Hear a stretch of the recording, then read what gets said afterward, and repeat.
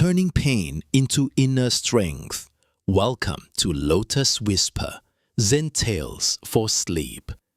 Tonight, we will explore a gentle path, one that does not seek to avoid the shadows of life, but to find the light within them. We will learn how to turn pain into inner strength. In the quiet wisdom of Buddhist teachings, suffering is not seen as a punishment or a mistake, but as an uninvited guest who, if we listen closely, has something profound to teach us.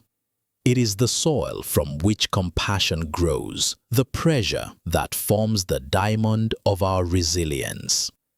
This journey is not about erasing our scars, but about understanding the stories they tell and finding in them a source of deep, unshakable peace. Let us begin this gentle exploration together, allowing the stories to soothe our minds and prepare us for a night of restful sleep. Please subscribe to the channel to hear more stories like this. Part 1. The Uninvited Guest. Acknowledging pain. In the gentle light of a long-ago morning, in a village nestled among rolling hills and fields of green, lived a woman named Kisa Gotami. Her world was small, but it was full. It was woven from the simple threads of daily life, the rhythm of sweeping the earthen floor of her home, the warmth of the sun on her back as she tended her small garden, the comforting aroma of rice steaming over a low fire. The air she breathed was filled with the sounds of the village, the distant call of a merchant, the lowing of cattle, the soft murmur of neighbors sharing stories under the shade of a banyan tree. Her life was a quiet melody, and at its heart was a single perfect note, her son. He was her first and only child, a small being of boundless light and laughter.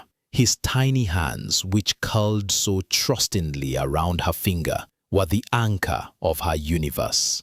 His smile was the sun that rose in her heart each morning. To watch him sleep, his chest rising and falling in a gentle, rhythmic tide, was to know a peace so profound it felt as if it would last forever. Her love for him was not a thought or an emotion, but the very air she breathed, the ground beneath her feet. It was simple, absolute, and unquestioned. She saw their future stretching out before them like a smooth, sunlit path, a long and happy story with countless pages yet to be written. Her days were a study in simple joys. She would wake to the first pale light of dawn, the air cool and sweet with the scent of damp earth and night-blooming jasmine. Her son would still be asleep, a small, warm bundle in his cot, and she would move about their home with a quietness born of love, careful not to disturb his dreams. She would light the cooking fire, the crackle of the kindling a gentle welcome to the new day. The process of making their morning meal was a meditation. The feel of the rough grains of rice in her hands, the rhythmic sound of the grinding stone, the way the water slowly clouded as she washed the grains. These were the small, sacred rituals that composed her happiness. When her son awoke, his first sleepy cries would turn to a gurgle of delight as he saw her face. She would lift him into her arms, his weight a familiar and comforting presence, and his scent, a unique blend of milk and sunshine, was to her the most precious fragrance in the world. They would spend their mornings in the garden, a small patch of earth she tended with great care. He would sit on a soft blanket in the shade, watching her with wide, curious eyes as she pulled weeds and watered the young shoots. She would sing to him simple, tuneless songs about the sun and the moon and the little birds that flitted among the leaves. His laughter, a pure, bubbling sound, was the only music she needed.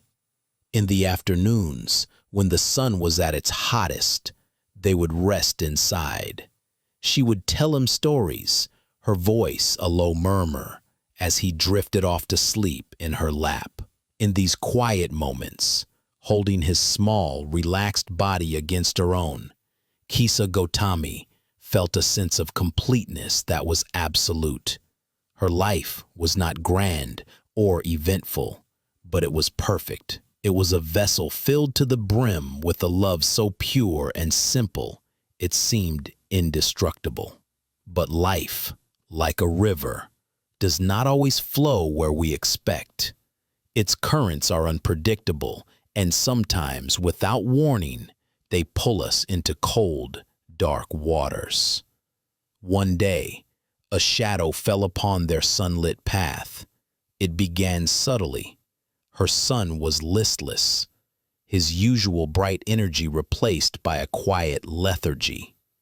He pushed away his food, and a feverish heat began to radiate from his small body. At first, Kisa Gotami was not alarmed. Children often fell ill with small fevers that passed as quickly as a summer storm.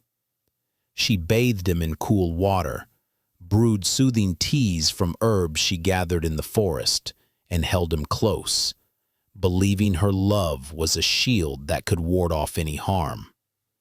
But this was no summer storm.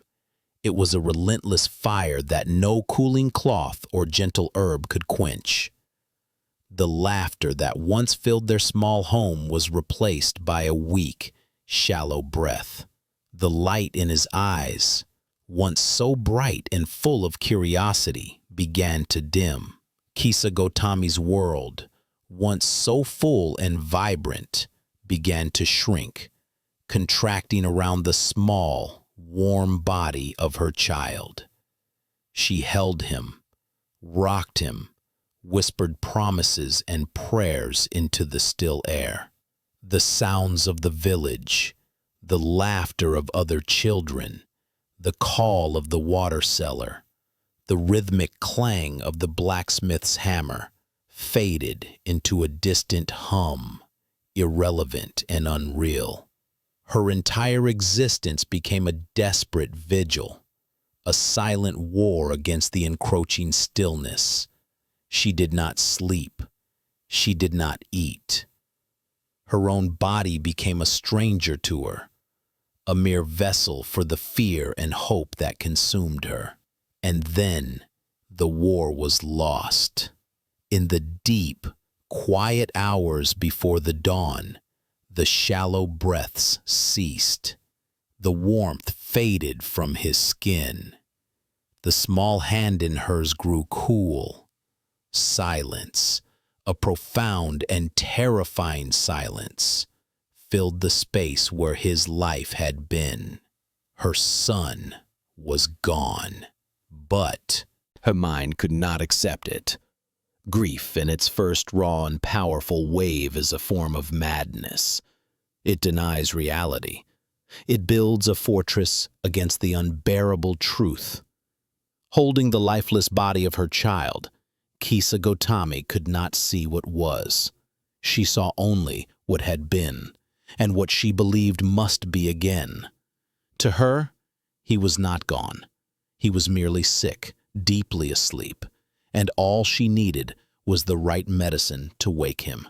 Her love, so powerful and all-consuming, refused to acknowledge its own powerlessness. So she wrapped him in his softest blanket and walked out of her silent home, back into the world that was no longer hers. She carried her pain like a fragile, precious bundle, an uninvited guest in the land of the living. The morning sun felt like an insult, its brightness a cruel mockery of the darkness that had enveloped her heart. The familiar path through the village felt alien beneath her feet. She went first to her closest neighbors, an elderly couple who had always been kind to her. Her eyes were wide with a desperate, frantic hope. "My son is sick," she said, her voice thin and strained, a sound she did not recognize as her own. "He will not wake. Please. Do you have medicine? A cure to make him well?" The old woman looked at the still child in her arms, then at her face, a mask of anguish and denial. She saw the truth Kisagotami could not. Her heart broke for the young mother. She reached out a trembling hand but let it fall, knowing no touch could comfort this kind of sorrow. "Kisagotami," she said gently, her voice thick with compassion. "Your son, he is no longer with us. He has found his peace." But she could not hear the words. They were like stones dropped into a deep well, making no sound. The word peace was a language she no longer understood. She saw only the pity in their eyes, and it felt like a betrayal. They did not understand. They had given up. She would not. She turned away abruptly, clutching her child tighter, and walked to the next house, and the next, her desperate question echoing through the village lanes. Her journey became a spectacle of sorrow. Children would stop their games to stare, their innocent faces reflecting a confusion that bordered on fear. Adults would whisper behind their hands as she passed, their faces a mixture of alarm and compassion. Her grief was too large, too raw, too untamed. It made people uncomfortable. It was a stark reminder of the fragility of their own happiness, a truth they preferred to keep hidden away in the quiet corners of their minds. She was a walking embodiment of the world's deepest wound, and no one knew how to heal it. Some offered her empty platitudes, words that were meant to soothe but only scraped against her raw nerves. "It is the way of things," one said. "You must be strong," said another. These words were meaningless. How could she be strong when the source of her strength was gone? Others simply closed their doors, unable to bear the sight of her suffering, their own fear of loss too great to allow them to face hers. Her isolation was complete. She was utterly alone, adrift on a vast and merciless ocean of pain, with only the silent form of her son as her raft. As the sun began to set, casting long mournful shadows across the village, a kind old man, a retired scholar, saw her wandering, her steps growing heavy with exhaustion and despair. He had seen much of life and knew the landscape of sorrow well. He had read of it in ancient texts and seen it in the faces of kings and paupers alike. He approached her, not with pity, which he knew would only deepen her wound, but with a quiet respect for the weight of her burden. "Good woman," he said, his voice calm and steady, a small island of stillness in her turbulent world. "I have been watching you. I cannot give you the medicine you seek, for I have none, but I know of a physician who may. He is the greatest of all healers, for he does not merely cure the body but the mind. Go to the enlightened one, the Buddha. He is staying in the mango grove just beyond the village. Perhaps he has a cure for your son." A flicker of hope, the first she had felt all day, ignited within her weary heart. The Buddha, the great teacher. She had heard tales of his wisdom, of his boundless compassion.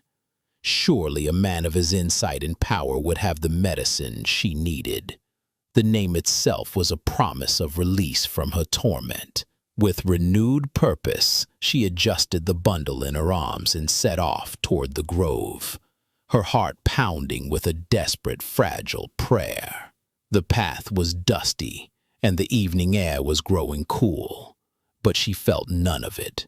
Her entire being was focused on this one last chance, this single beacon of light in her overwhelming darkness. She found him, seated beneath a large Bodhi tree, its leaves whispering in the gentle evening breeze. He was speaking to a small gathering of followers, but his presence seemed to fill the entire grove. A profound sense of peace radiated from him, a stillness that seemed to quiet the very air around it. It was a stark contrast to the storm raging within her own heart. She pushed away through the small crowd, her ragged appearance and the bundle in her arms causing them to part before her.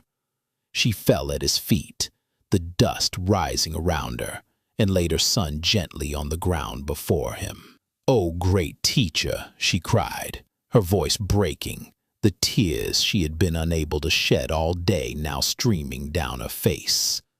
"They say you are the enlightened one, a man of great compassion and power. My son is sick. He will not wake. Please, I beg of you, give me the medicine that will cure him."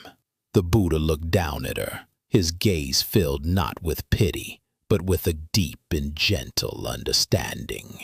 He saw past the madness of her grief to the boundless love that fueled it. He did not tell her that her son was gone. He did not dismiss her pain or offer her empty words of comfort. He met her exactly where she was, in the heart of her suffering. He looked at the small, still form on the ground, and then back at her face, streaked with dust and tears. "I can help you," he said, his voice as soothing as cool water on a burn. "But to make the medicine, I need a special ingredient. I need you to bring me a single mustard seed." Kisa Gotami's heart soared. A mustard seed! It was such a simple thing. Every house in the village had mustard seeds for cooking. Relief, so powerful it almost made her dizzy, washed over her. "Of course," she said, her voice filled with renewed energy. "I will bring it to you at once." She began to rise, ready to run back to the village, but the Buddha held up a hand, his gesture gentle but firm.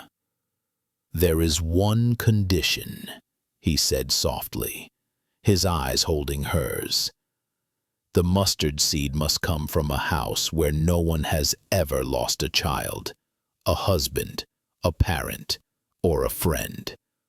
It must be a house that has never been visited by death." The condition seemed strange, but in her desperate state she did not question it. It was a simple task, she thought.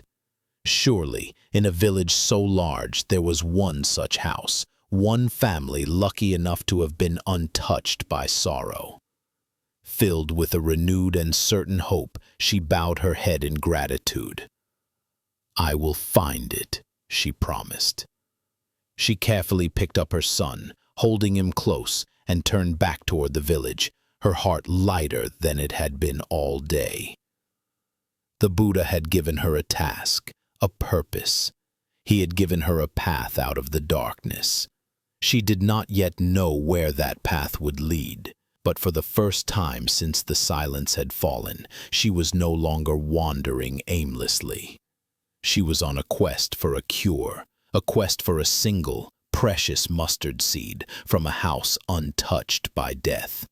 She went to the first house she saw, a grand home belonging to a wealthy merchant, its wooden gates intricately carved. A woman answered the door, her robes made of fine silk, her face kind. "A mustard seed," the woman said with a smile. "Of course, I have plenty. Come in, come in." Kisa Gotami's heart leaped with joy. It was so easy. As the woman turned to get the seeds from a clay jar, she remembered the Buddha's condition. "Wait," she said, her voice trembling slightly. "Before you give it to me, I must ask, has anyone in this house ever died? A parent, a child, a loved one?" The woman's smile faded. Her eyes grew distant, shadowed with a memory that was always near. "Ah," she said softly, her voice losing its cheerful tone. "My dear, the living are few, but the dead are many. We lost our beloved father just last year. He passed away in the room at the end of the hall. Disappointment, sharp and cold, pierced Kisa Gotami's hope. She thanked the woman and moved on.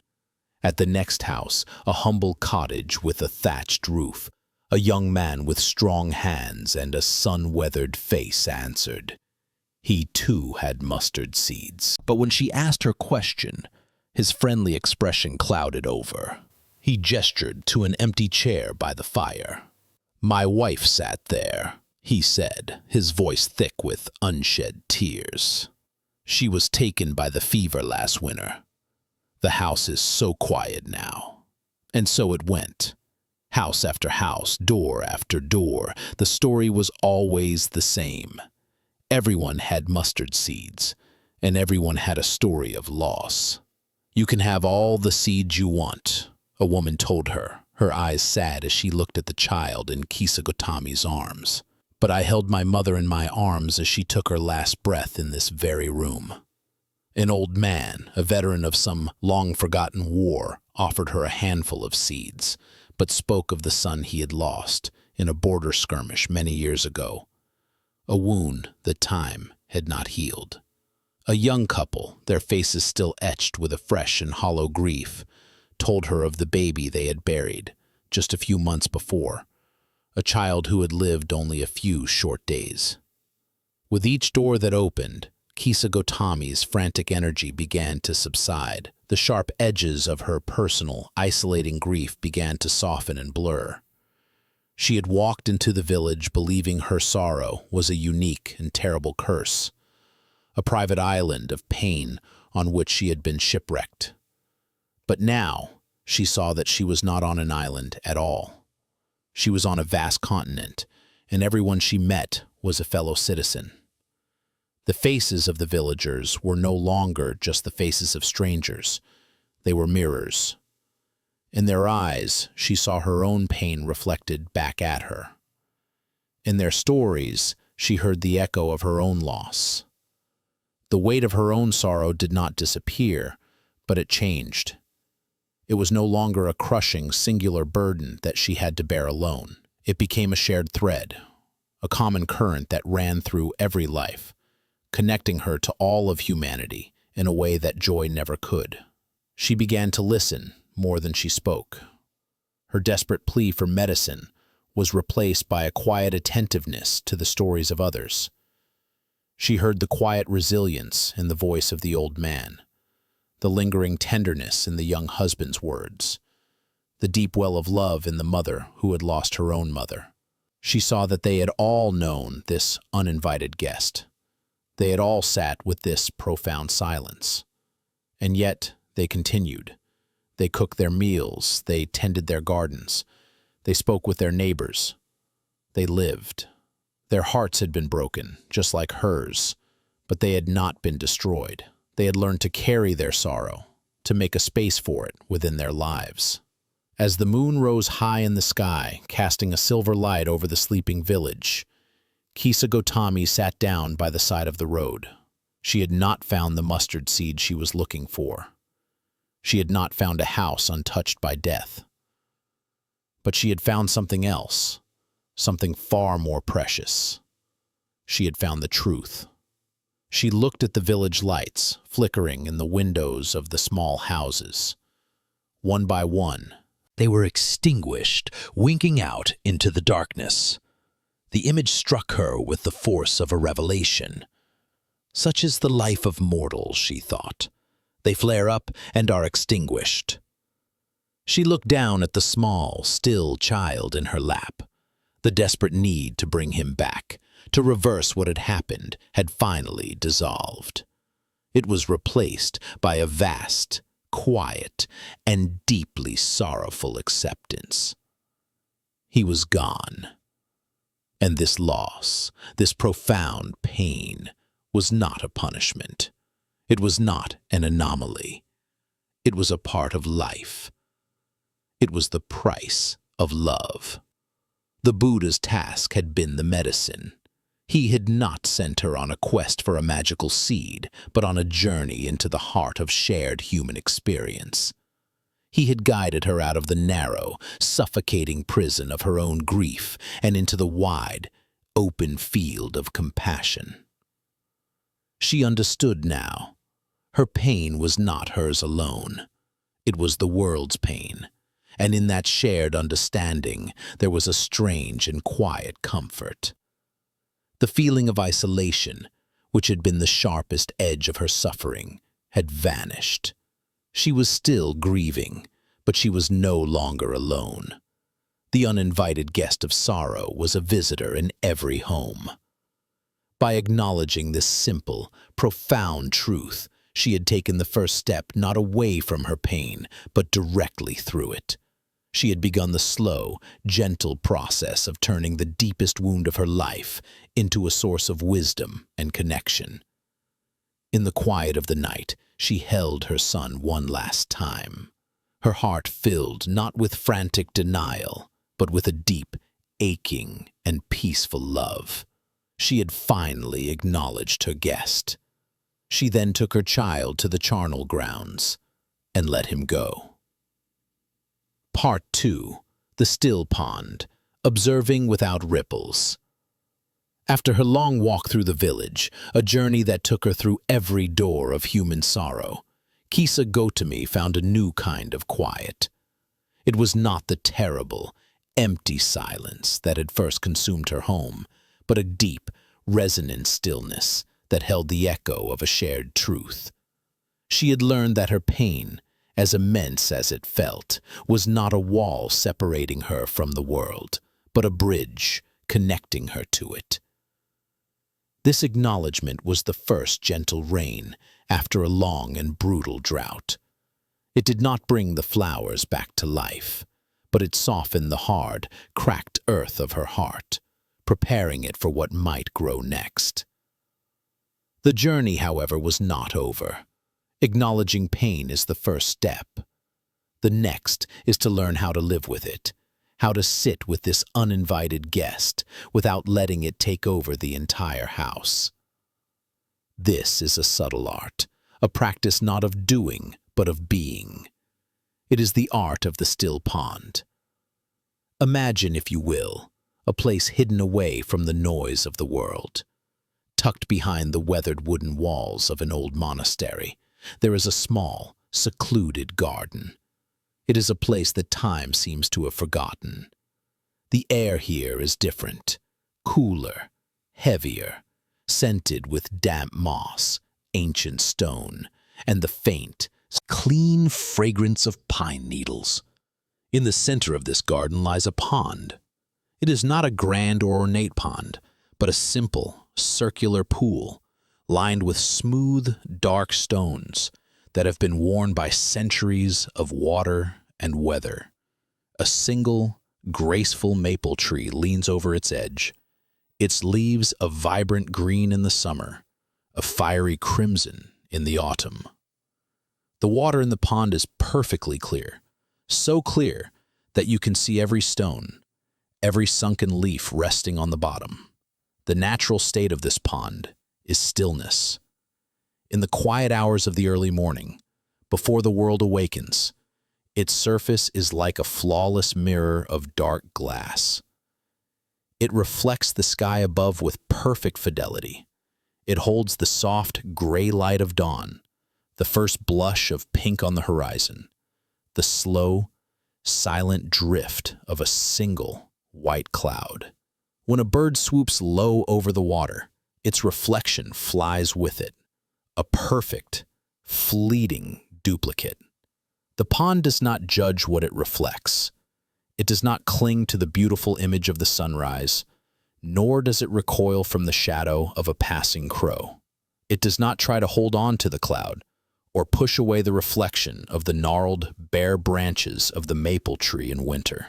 It simply reflects what is, exactly as it is, without preference, without resistance.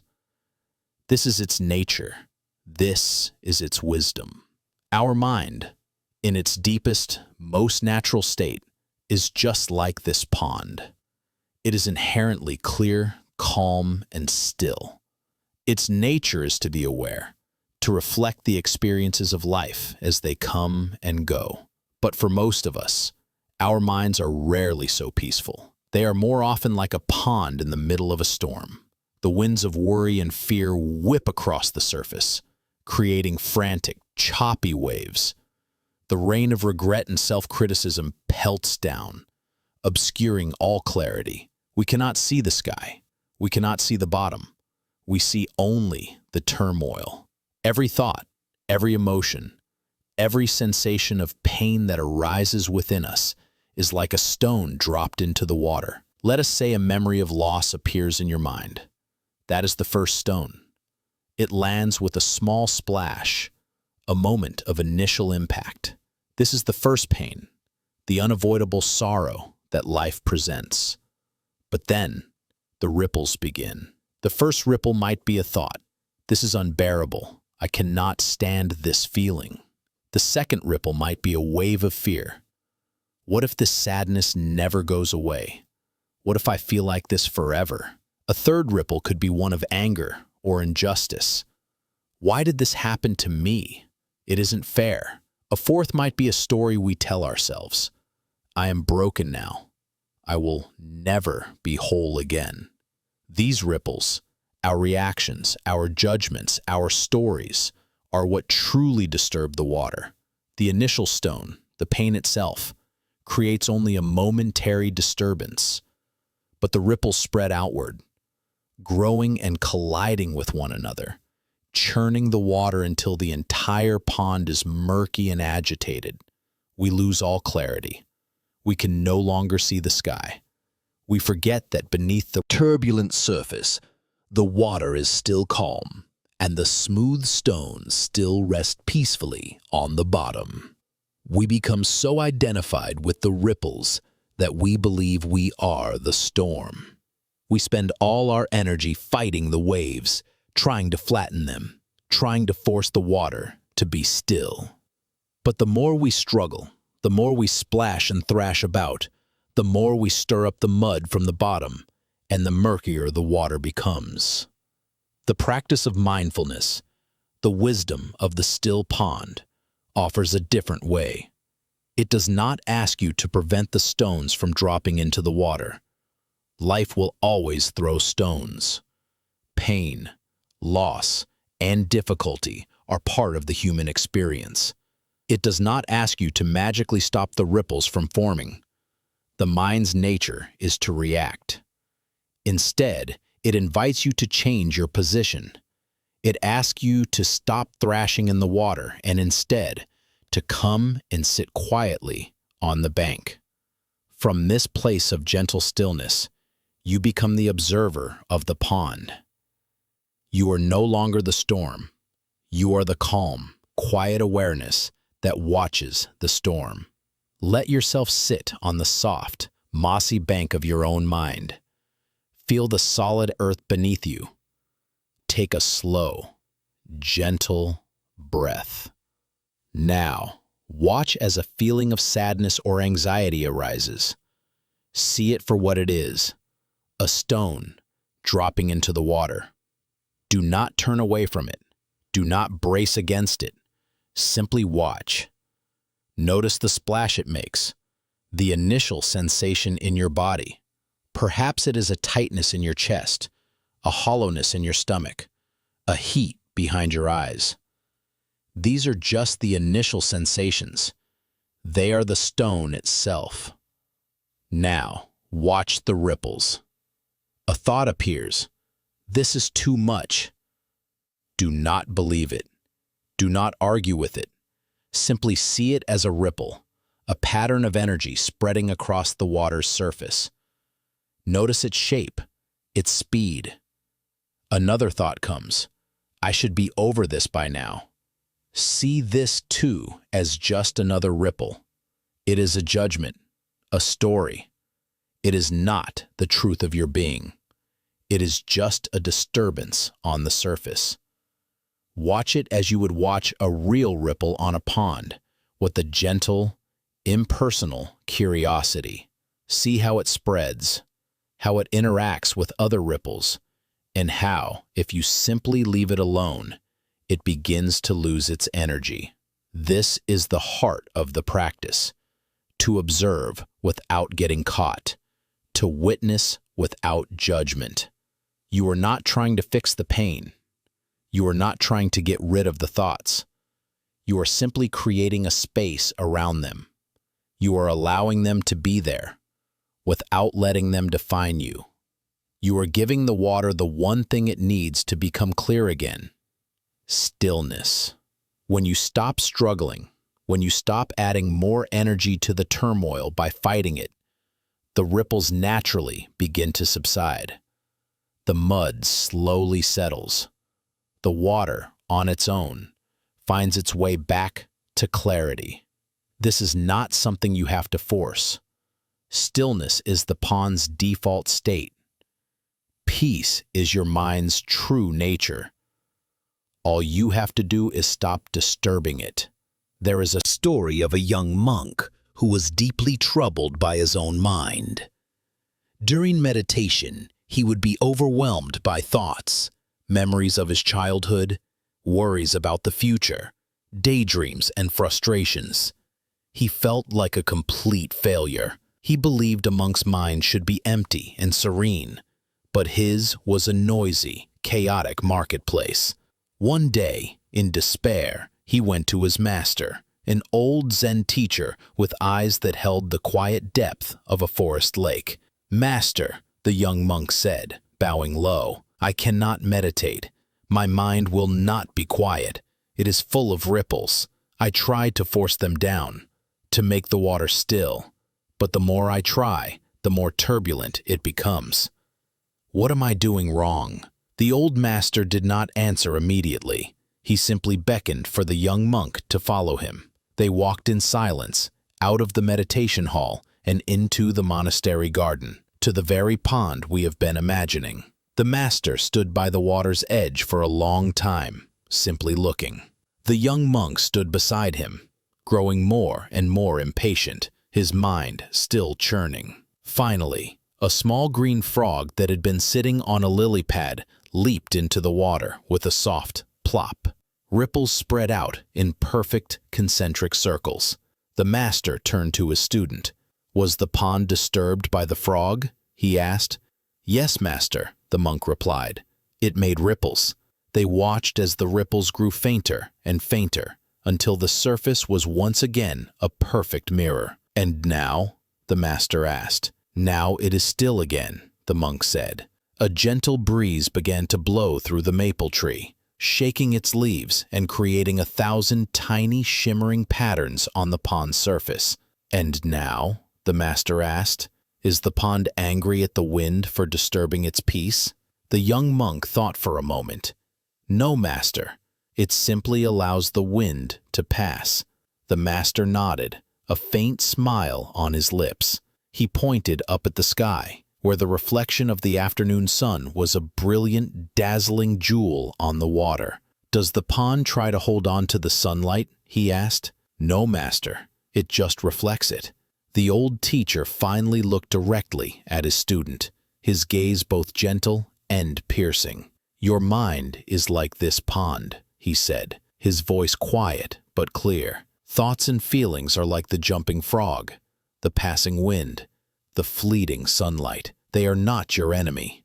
They are simply visitors. You do not need to fight them. You do not need to force them to be still. Your struggle, your desire for your mind to be different than it is, that is what churns the water. Your only task is to be the silent witness.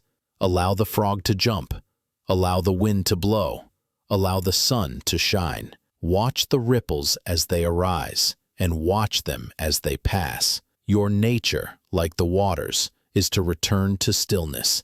Your job is not to create the stillness, but simply to allow it. Stop stirring the water, and it will become clear on its own.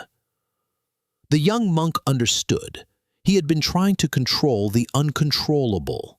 He had been at war with his own mind. The master's words were a profound release. He realized that peace was not about achieving a state of perfect emptiness, but about cultivating a state of perfect acceptance. It was about learning to be with the ripples, to watch them with a kind and patient heart, until they tired themselves out.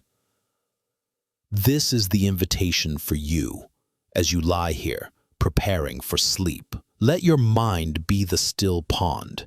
Acknowledge whatever is present within you right now. Perhaps there is physical pain, a dull ache, or a sharp sting.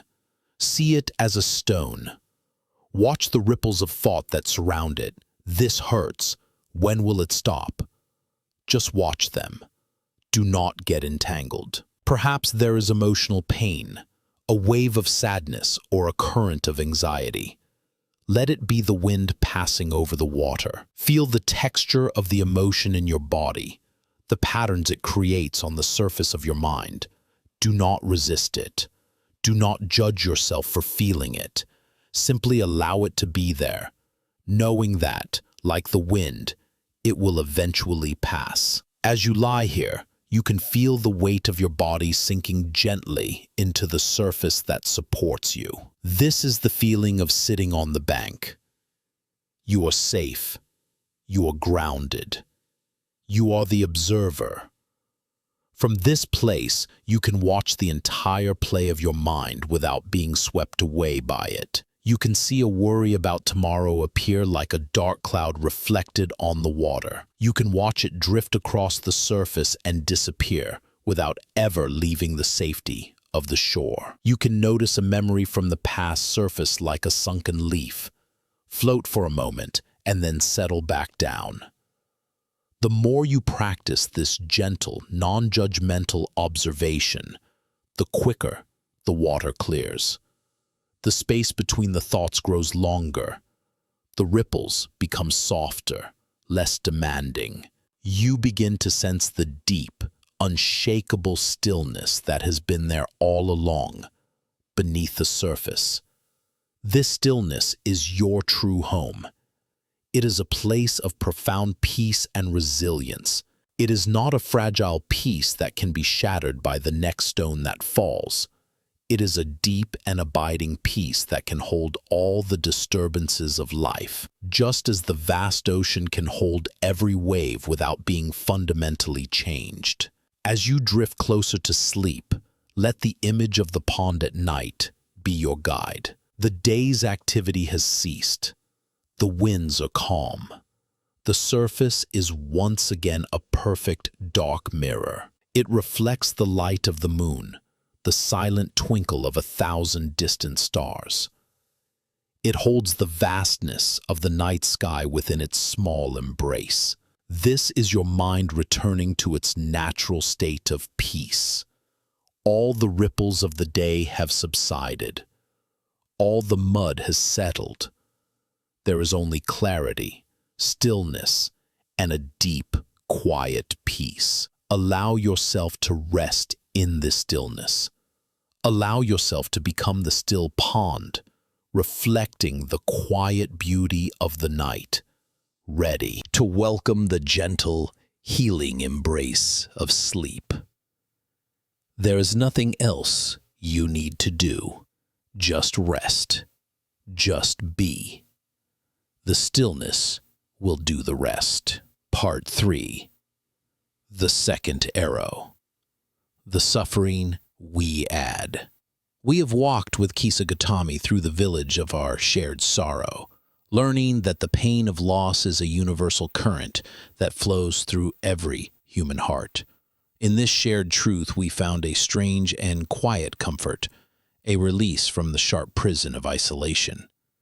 We then sat by the edge of the still pond, learning to witness the inevitable stones of life as they fall, and to watch the ripples of our thoughts and emotions without becoming lost in their turmoil. We discovered that our true nature is not the storm, but the deep, unshakable stillness that lies beneath. This is the foundation of our work tonight. For now, we must look closer, with a gentle and compassionate curiosity, at the nature of the ripples themselves. We must learn to distinguish between the pain that life gives us and the suffering we unknowingly add to it. This is a lesson of profound freedom, a key that can unlock a space of peace even in the midst of difficulty. It is a teaching known as the second arrow. let us travel in our minds to a clearing in a bamboo grove where the Buddha is sitting with his followers. The heat of the afternoon has softened, and a gentle breeze rustles the tall, green stalks, creating a sound like soft rain. The light is dappled, falling in shifting patterns on the faces of the monks who sit before him, their orange robes a warm contrast to the cool green of the grove. The air is calm, filled with a sense of peaceful inquiry. The Buddha, in his simple and direct way, poses a question to the assembly. His voice is not loud, but it carries with a clarity that seems to quiet the world around it. "Tell me," he begins, "if a person is walking through the forest and is struck by an arrow, is it painful?" The monks, a little surprised by the simplicity of the question, nod in unison. "Yes, Blessed one of them replies. "It would be very painful." The Buddha nods slowly, his gaze patient.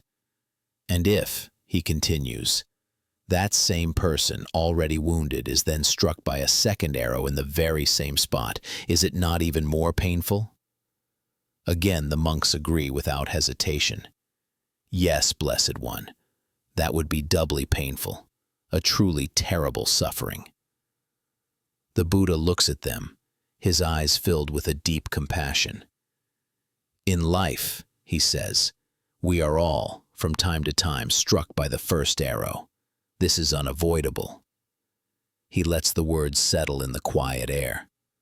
"The first arrow," he explains, "is the raw, direct experience of life's difficulties. It is the pain of sickness in the body. It is the sorrow of losing someone you love. It is the sting of a harsh word, the disappointment of a failed endeavor, the fear that arises in the face of uncertainty. It is old age, illness, and death. These things are a part of our human existence, as natural as the wind and the rain. They are the objective facts of our lives. They strike us, and they cause pain. This pain is real, and it must be felt." He pauses again, allowing his students to absorb this fundamental truth. He is not offering them a way to avoid life. He is offering them a way to live it with wisdom. "The untrained person," he continues, "upon being struck by this first arrow, allows themselves to be struck by a second. This second arrow is not shot by the world. It is an arrow we shoot into ourselves." The monks listen intently, their faces filled with curiosity. What is this second arrow? After feeling the pain of the first arrow, the Buddha says, the person begins to grieve, to worry, and to lament. They cry out, "Why has this happened to me? This is terrible. I can't bear it." They resist the pain. They become angry about it. They become fearful of it. They create stories around the pain. This pain will never end. My life is ruined. I am a failure for feeling this way. It is unfair. This resistance, this worry, this judgment, this fear, this story, this is the second arrow. And it is this second arrow that turns pain into suffering. The first arrow is the wound. The second arrow is the poison we pour into it. Let us sit with this image for a moment. The first arrow is a clean, sharp impact. It is the immediate physical or emotional sensation.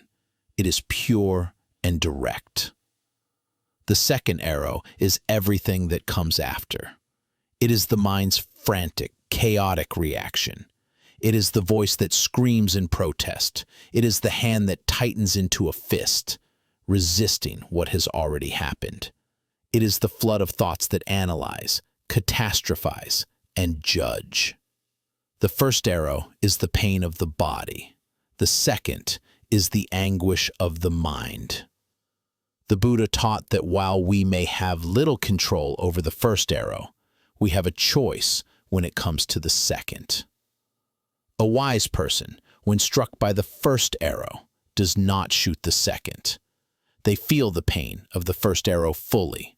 They do not deny it or push it away. But they do not add to it. They do not resist. They do not lament. They do not create stories of despair. They simply observe the pain with a clear and steady mind, understanding that it, like all things, is impermanent. They feel the pain, but they do not suffer. This teaching is not an abstract philosophy.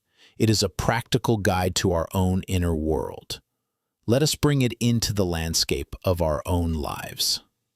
Think of a time you have experienced physical pain, perhaps a persistent headache. The first arrow is the raw sensation itself, the throbbing, the pressure, the dull ache behind your eyes. This is simply a set of signals in your nervous system. It is unpleasant, but it is just a sensation. Now, notice the mind's tendency to shoot the second arrows. The thought arises, "This headache is ruining my day." That is a second arrow, a story of frustration. Another one follows. "I can't concentrate on anything. I'm going to fall behind on my work." This is a second arrow of worry about the future. Then perhaps comes a third.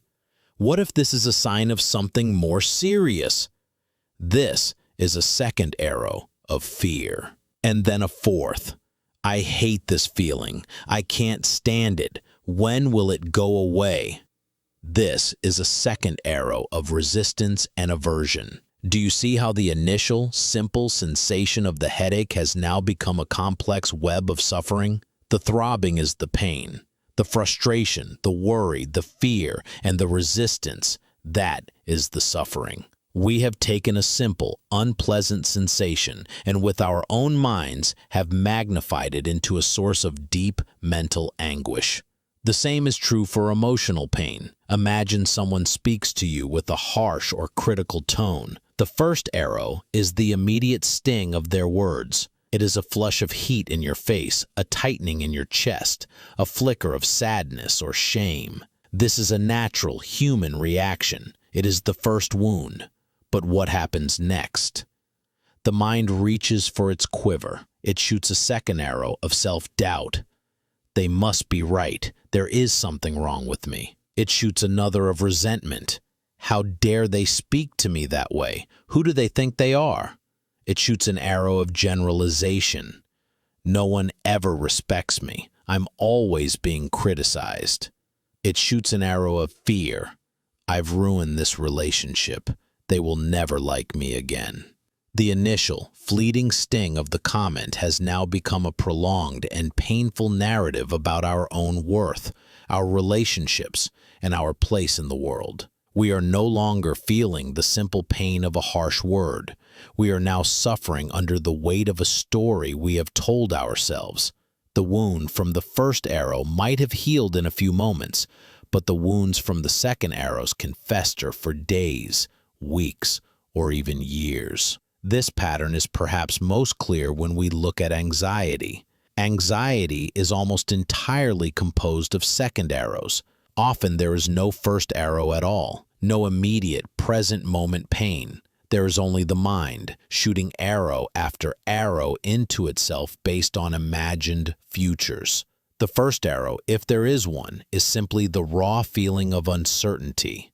It is the simple, physical sensation of not knowing what will happen next. But the mind cannot bear this openness. It begins to shoot arrows. It imagines a future failure and feels the shame of it now. It pictures a future loss and feels the grief of it now. It constructs elaborate, terrifying scenarios and then reacts to them as if they were real. Each catastrophic thought is a second arrow. Each worried projection is a second arrow. We are wounding ourselves in the present moment with fears about a future that does not exist. We are suffering, not from reality, but from our own imagination. The Buddha's teaching is a profound act of compassion. It is not blaming us for our suffering. It is not saying, "You should be stronger," or "You shouldn't feel this way." On the contrary, it is validating the pain of the first arrow. It is saying, yes, that hurts. It is okay that it hurts. But then, it gently illuminates the mechanism by which we make it hurt more. And in illuminating this mechanism, it gives us our power back.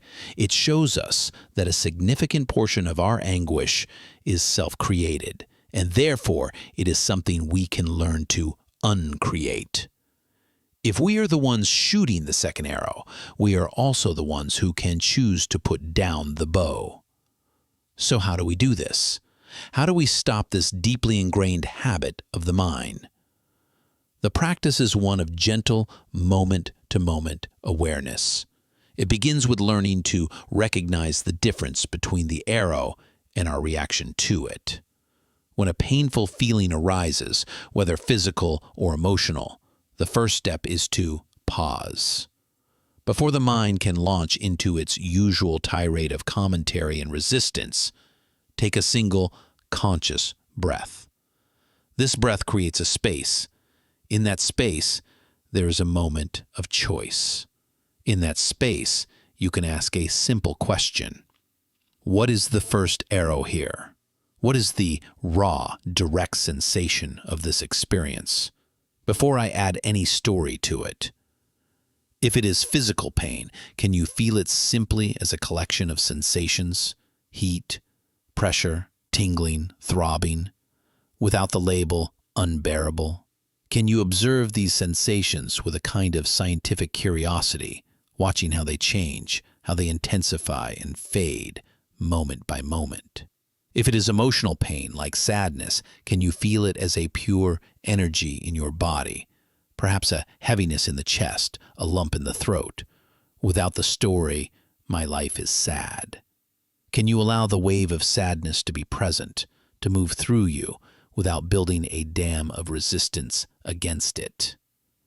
This is not easy. The habit of shooting second arrows is strong. The mind will automatically reach for the bow.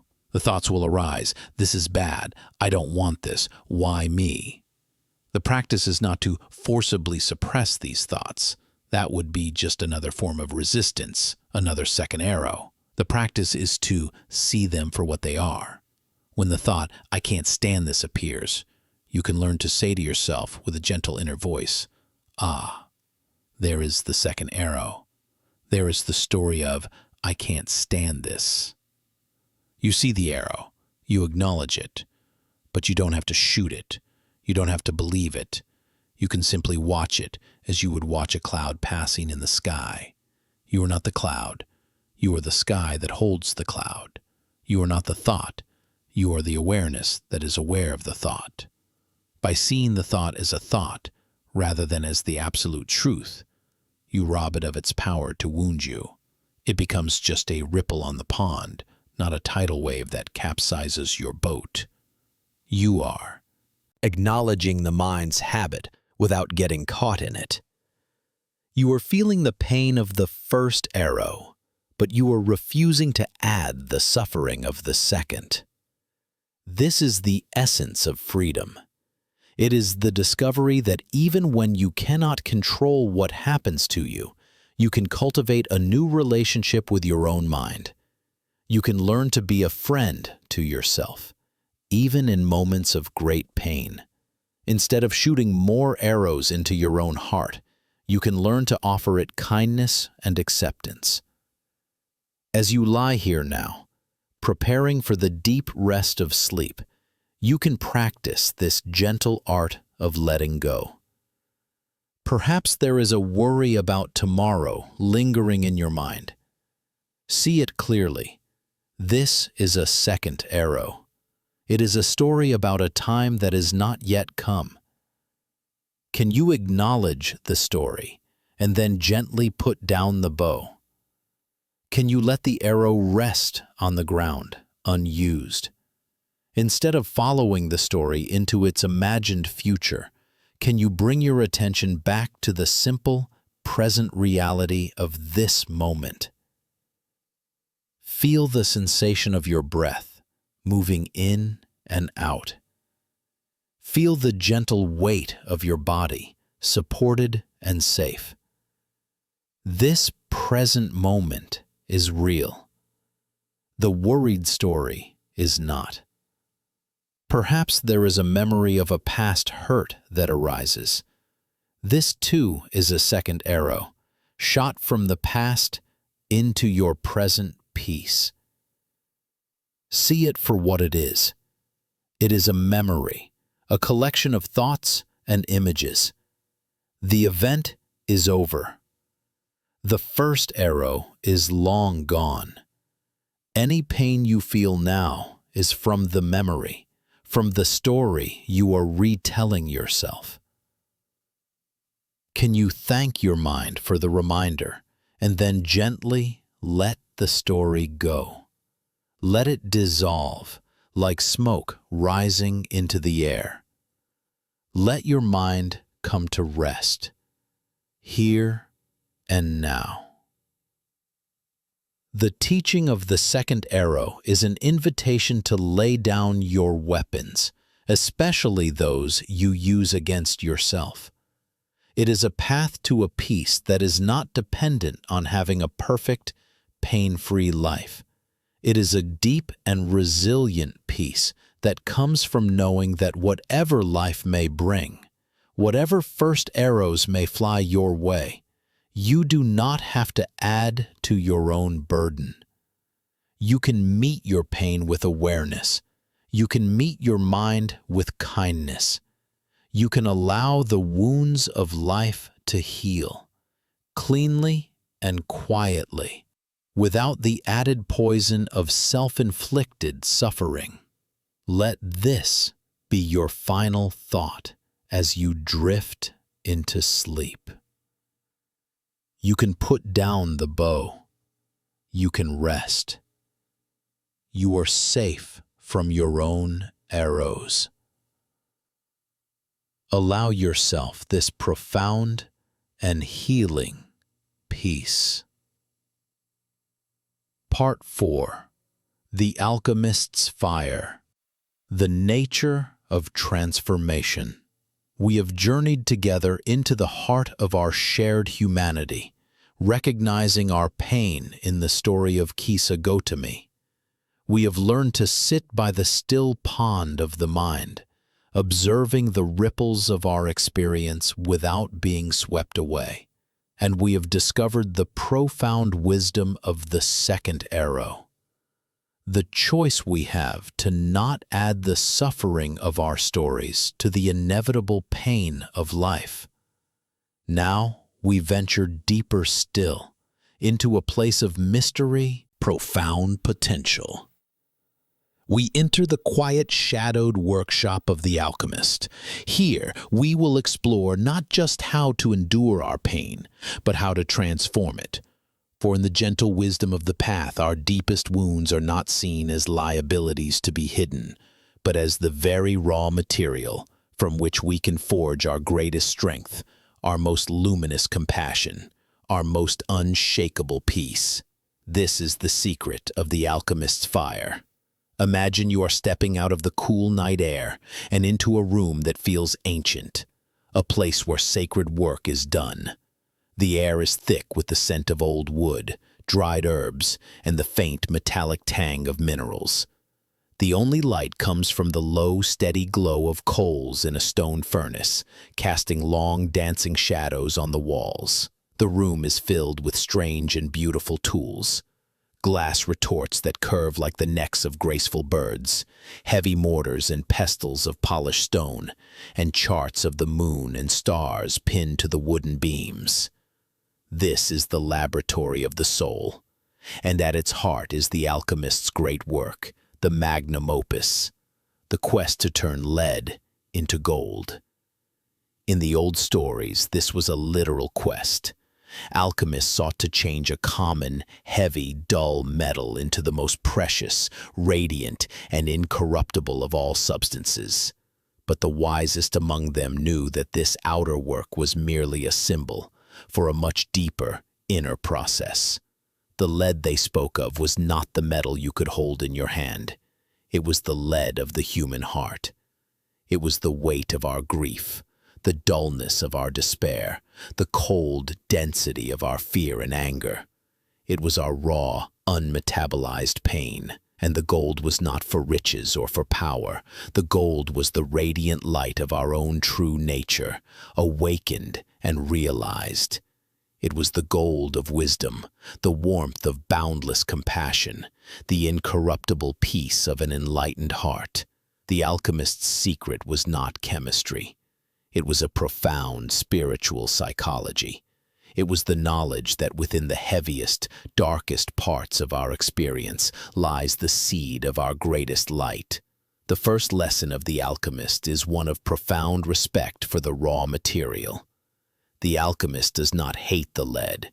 They do not curse it for being heavy and dull. They do not try to throw it away or pretend it is something else. To do so would be to abandon the great work entirely. The alchemist understands that the lead is essential. Without the lead, there can be no gold. The transformation is not about replacing the lead with gold. It is about the lead becoming gold. This is a radical shift in perspective. We are so often taught to fight our pain, to numb it, to distract ourselves from it, to judge ourselves for having it. We treat our own sorrow and fear as enemies to be vanquished. But the alchemist invites us to a different relationship. It invites us to turn toward our lead, to pick it up, to feel its weight, to honor it as the sacred starting point of our journey. It asks us to see our pain not as a sign that we are broken, but as a sign that we are ready to begin the work of transformation. So, let us become the alchemist of our own heart. Let us take the lead of a difficult feeling that is present for you now. Perhaps it is a lingering sadness, a persistent anxiety, or the memory of a past hurt. Do not push it away. Instead, with the gentle curiosity of a wise practitioner, let us bring it into our workshop. The first tool we need is a vessel, a container strong enough to hold this dense material and to withstand the great heat of transformation. This vessel is the alchemist's crucible. In our inner work, this crucible is our mindful awareness. It is the steady, patient, and non-judgmental attention that we cultivated by the still pond.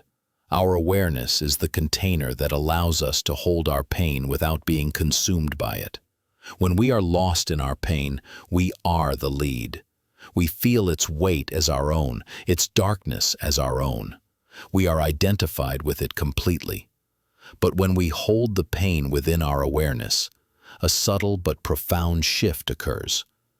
There is the pain, and there is the awareness of the pain. A space opens up. We are no longer the lead. We are the alchemist who is holding the lead, observing it, working with it. This crucible of awareness has to be strong. It is forged through practice, through moments of returning again and again to the present, to the breath, to the simple act of being here now. It must be able to hold the intensity of our feelings without cracking. It is a container of profound safety, a sacred space within which the most difficult work can be done. When you feel a wave of sadness, the crucible of your awareness allows you to say, "I feel sadness," rather than, "I am sad." This small change in language reflects a vast inner shift. You are the container, not the contents. Now that we have our lead and our crucible, we need the agent of transformation itself, the fire. What is this mysterious alchemical fire? It is not a fire of aggression or force. It is not about attacking the pain or trying to burn it away. The alchemical fire is a special kind of heat, a gentle, steady, and intelligent warmth. This fire is composed of two essential elements, like the fuel and the air that a flame needs to burn brightly and cleanly. The first element, the fuel, is the heat of our unwavering attention. This is the practice of turning toward our pain and staying with it. It means feeling the sensations of our emotional lead directly in the body. Instead of getting lost in the stories about our anxiety, we bring our attention to the actual physical feelings, the fluttering in the stomach, the tightness in the throat, the restlessness in the hands. We apply the steady warmth of our focus directly to these raw sensations. We don't analyze them or try to figure them out. We simply feel them. We let them be, exactly as they are, bathing them in the light of our sustained attention. This is A courageous act. It is the willingness to be present with what is difficult, without flinching, without turning away. But attention alone, like fuel without air, can become harsh or aggressive. It can feel like a cold, clinical interrogation of our pain. It needs the second element to become a truly transformative fire. This second element, the air that allows the flame to breathe, is compassion. It is the quality of kindness, acceptance, and gentle friendliness that we bring to our own suffering. As we hold our pain in the crucible of awareness and warm it with our attention, we simultaneously infuse the process with a profound sense of care. We breathe warmth and softness into the tight places. We might say to ourselves, "It's okay to feel this way. This is a human feeling. I am here with you." This is the voice of the compassionate alchemist, soothing and encouraging the process. Compassion is the catalyst that turns the heat of attention into a healing warmth. It assures the frightened, wounded parts of ourselves that they are safe, that they are welcome, that they are not being judged or rejected. It is the understanding that this lead, this pain, is not a flaw. It is a part of our shared human inheritance, deserving of tenderness. With the lead in the crucible and the gentle, compassionate fire applied, the transformation begins. The alchemist described this process in stages, each with its own color and character. The first stage is called the negrito, or the blackening. As the heat is applied, the lead begins to break down. It melts, and impurities, long hidden within its structure, begin to rise to the surface. This can be a difficult and disorienting phase. As we bring our warm, compassionate attention to our pain, things may seem to get worse before they get better. The pain may feel more intense. Old memories, fears, and resentments we thought were long buried may surface. The stories we tell ourselves, the second arrows, become painfully clear. This is the purification. It is the burning away of all that is not essential. It is messy, dark, and chaotic. The alchemist, however, remains patient. They trust the process. They know that this breakdown is necessary for the true substance to be revealed. They keep the fire steady, holding the crucible with unwavering kindness, allowing the dross to burn away. If the alchemist remains steady through the blackness, a new stage emerges, the albedo, or the whitening. After the fire has done its work of purification, what remains is a kind of refined, silvery white ash. The storm of the negrito passes, and a great clarity and peace descends. In our inner work, this is the stage of insight. Having stayed with the raw energy of our pain and allowed the stories and judgments to burn away, we begin to see the feeling for what it is: pure, impersonal energy. The heavy, personal story of my terrible anxiety dissolves, and what is left is simply a vibrating, energetic sensation in the body, arising and passing away. The pain is stripped of its power to define us. We see that it is not solid, not permanent, and not personal. It is just a weather pattern, passing through the vast sky of our awareness. This is a moment of profound release, a feeling of lightness and freedom. The weight of the lead is gone, but the work is not yet complete. The final stage is the rubedo, the reddening, which culminates in the creation of gold. The purified substance of the albedo is now infused with a new quality. It is resurrected, brought back to life, but in a new and glorious form.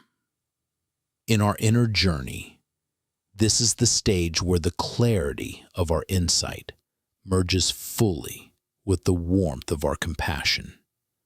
Having journeyed through the darkness of our own pain and come out the other side, our hearts are opened. The energy that was once locked up in our lead is now liberated as a new kind of strength. The experience of suffering is no longer a source of shame or a scar to be hidden. It becomes the very source of our empathy for others. Because we have known our own darkness, we can sit with others in theirs without fear. Because we have learned to bring kindness to our own wounds, we know how to offer it to the world. The lead of our personal pain is transformed into the radiant gold of compassion. Our resilience is not a brittle hardness that resists life, but a soft, flexible strength that has been tempered in the fire.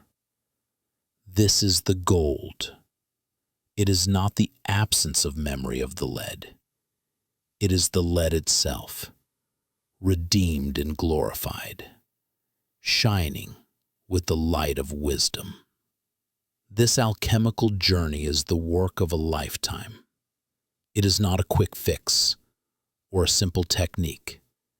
It is a deep and patient process of turning toward ourselves with courage and kindness, again and again. As you lie here now, preparing to surrender to the healing darkness of sleep, know that this alchemical workshop exists within you. Your own heart is the crucible. Your own awareness and your own innate kindness are the fire. You do not need to force anything. For tonight, simply allow the gentle, low-burning embers of this fire to glow. Allow its warmth to surround any part of you that feels heavy or dark. You can trust this process. Just as your body knows how to heal a physical wound while you sleep, your deeper self knows how to perform this sacred alchemy. Let go of the struggle. Lay down your tools. Allow the gentle fire of your own loving presence to hold you. Rest in the knowledge that even the heaviest lead within you holds the promise of the brightest gold. Allow this quiet, transformative warmth to soothe you, to comfort you, and to guide you into a deep and peaceful rest. The fire is burning gently. The work is being done. All you need to do is sleep. Part 5. The Lotus in the Mud. Finding Purity in Hardship. We have stood in the alchemist workshop, witnessing the profound mystery of transformation, learning how the lead of our pain can, through the gentle fire of awareness and compassion, be turned into the radiant gold of wisdom. This is a powerful, active metaphor, one of fire and intention. Now, let us leave the heat of the furnace and walk out into the cool, quiet air of the garden once more. Let us find a different teacher, one that speaks not through fire, but through water and earth. Let us sit by the edge of a silent pond and learn the lesson of the lotus flower. For in its simple, graceful life cycle, we find one of the most profound and comforting truths of the spiritual path, that the purest beauty can arise from the darkest places, and that our hardship is not an obstacle to our awakening, but the very ground from which it grows. Picture this pond. It is not a pristine, clear pool like the one we imagined before. This pond is murky, its waters clouded with silt. The bottom is not made of smooth, clean stones, but of a thick, dark, and heavy mud. This mud is the accumulation of seasons, a rich and complex mixture of fallen leaves, decayed water weeds, and the fine, settled earth washed in by the rains. To the casual eye, it might seem ugly, a place of stagnation and decay. It is dark, dense, and seemingly devoid of light and life. This mud is a perfect symbol for what the teachings call samsara, the world of our everyday suffering. It is the soil of our difficulties, our confusion, our grief, our regrets, and our fears. It is the accumulated weight of our personal history, the unresolved sorrows, and the deep-seated patterns that keep us feeling stuck. We often spend our lives trying to get away from this mud, trying to clean ourselves of it, believing that peace and happiness can only be found in some other, purer place. We believe the mud is the problem. The lotus, however, teaches us a different truth. The lotus knows that the mud is not the problem, the mud is the possibility. Within this dark, nutrient-rich soil, a lotus seed rests. It is small, hard, and unassuming. It can lie dormant for years, even centuries, a tiny, self-contained promise of a beauty it has never seen. It holds within its tough shell the perfect, complete blueprint for the magnificent flower it is destined to become. This seed is a symbol of our own innate potential, our Buddha nature. It is the seed of awakening that exists within every one of us, no matter how deep in the mud we may feel we are buried. It is a potential that is patient, resilient, and perfect. It is never corrupted or destroyed by the darkness that surrounds it. It simply waits. Then, when the conditions are right, a mysterious stirring begins. The hard shell of the seed cracks open, not with a violent shattering, but with a quiet, determined yielding to the impulse for life. From its heart, a single tender shoot emerges, and here we witness the first miracle of the lotus. The shoot does not try to flee the mud. It does not recoil from the darkness. It does not fight against its environment. Instead, it does something extraordinary. It turns the mud into medicine. It begins to draw nourishment from the very substance that seems so contrary to life. The decay of old leaves, the richness of the dark earth. This becomes its food, its strength, the very fuel for its journey. It embraces its circumstances completely. This is a profound teaching for us. We so often believe that we must first fix our lives, get rid of our problems, or heal all our wounds before we can begin to seek peace or wisdom. We think we need to get out of the mud before we can start to grow. The lotus shows us this is not the way. The growth begins in the mud, from the mud, and because of the mud. Our difficulties, our unresolved pain, our deepest vulnerabilities, these are not impediments to our spiritual life. They are its very substance. When we turn toward our pain, with mindful, compassionate attention, as we learned in the Alchemist's workshop, we are doing what the lotus shoot does. We are drawing nourishment from the darkness. The energy that was locked up in our grief, when met with kindness, becomes the fuel for compassion. The confusion of our anxiety, when held in steady awareness, becomes the fuel for clarity. We do not need to wait for a different life to begin. The work starts here, now. in the rich, dark, and fertile mud of our own human experience. Now, the journey of the stem begins. Having taken root in the darkness, the slender stem starts its slow, patient, and unwavering ascent.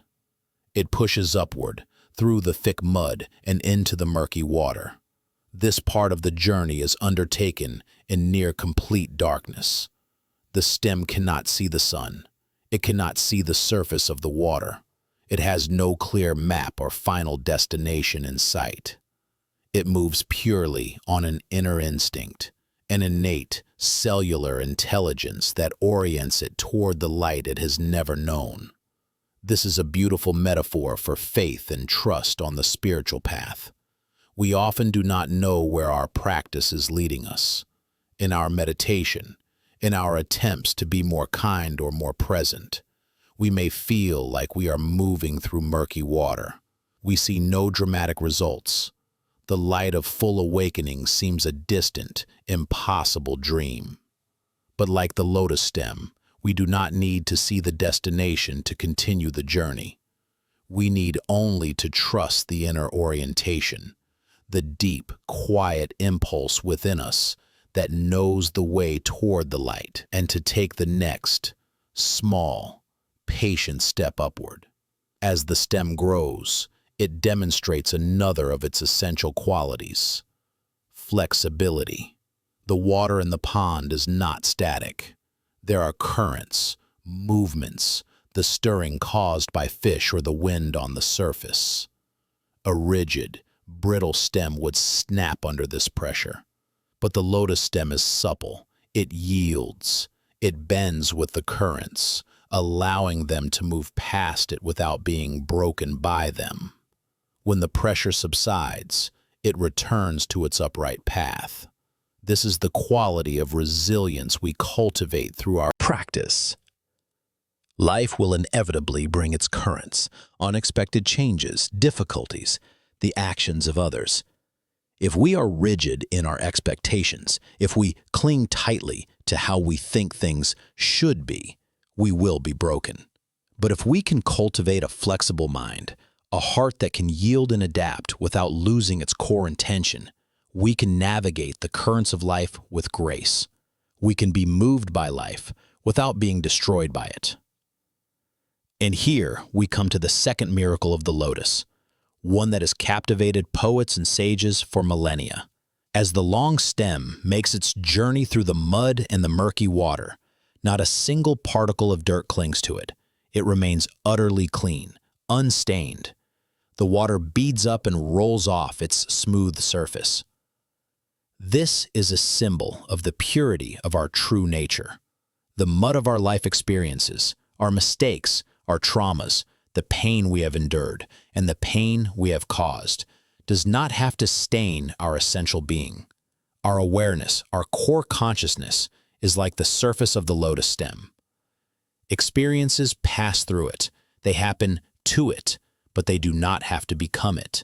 We can learn to experience life's difficulties without them defining us. The memory of the mud may remain, but the heart can remain pure, open, and unstained.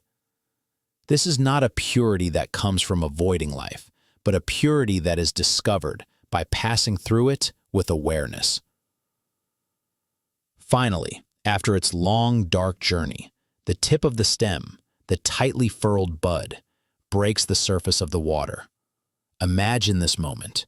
For the first time, it emerges from the cool, dim, watery world into a new and boundless dimension of light, air, and space.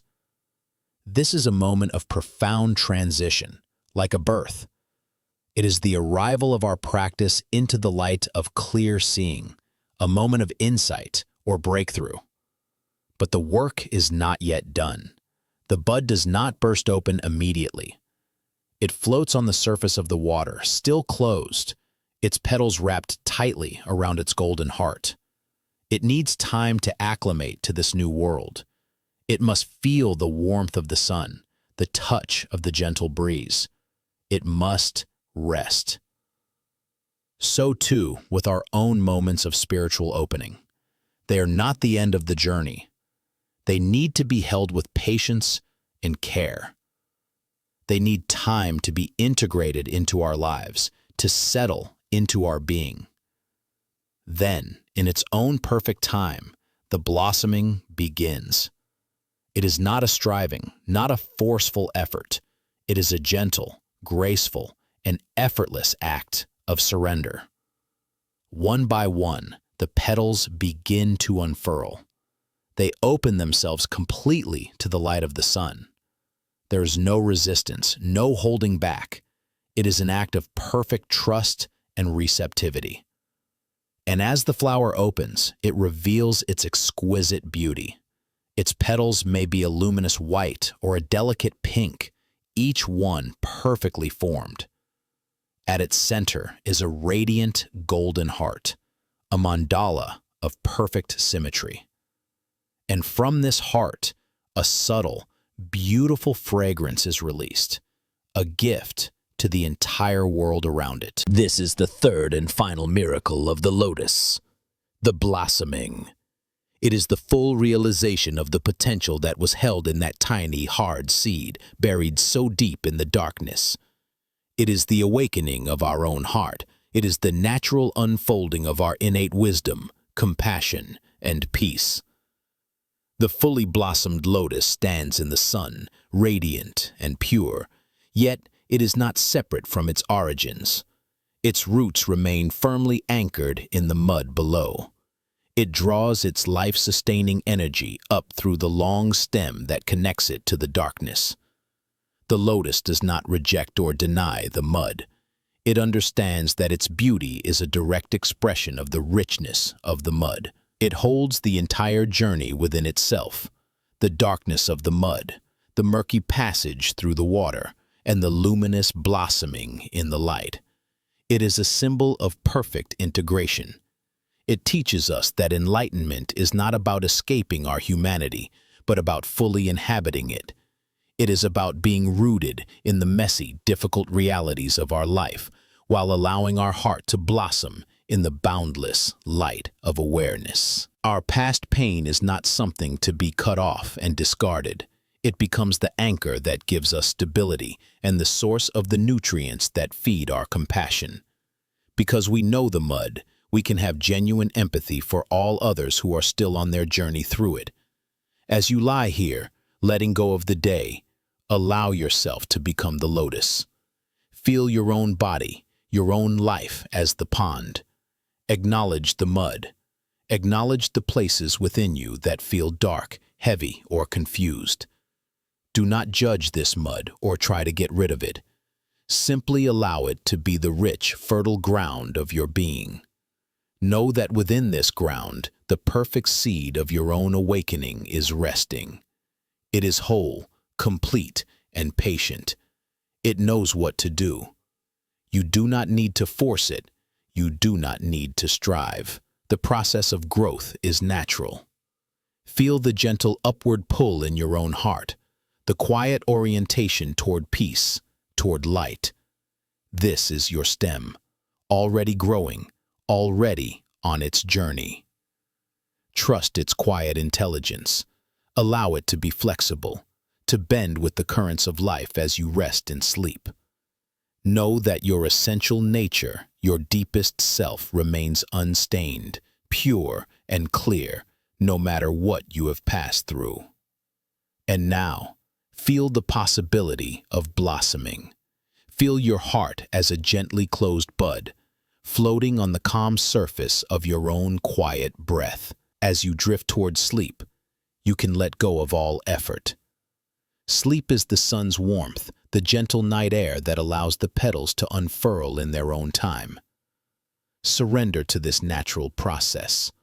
Allow your heart to open, to release its own unique fragrance of kindness and peace into the world. You are the lotus. The mud is your strength. The water is your journey.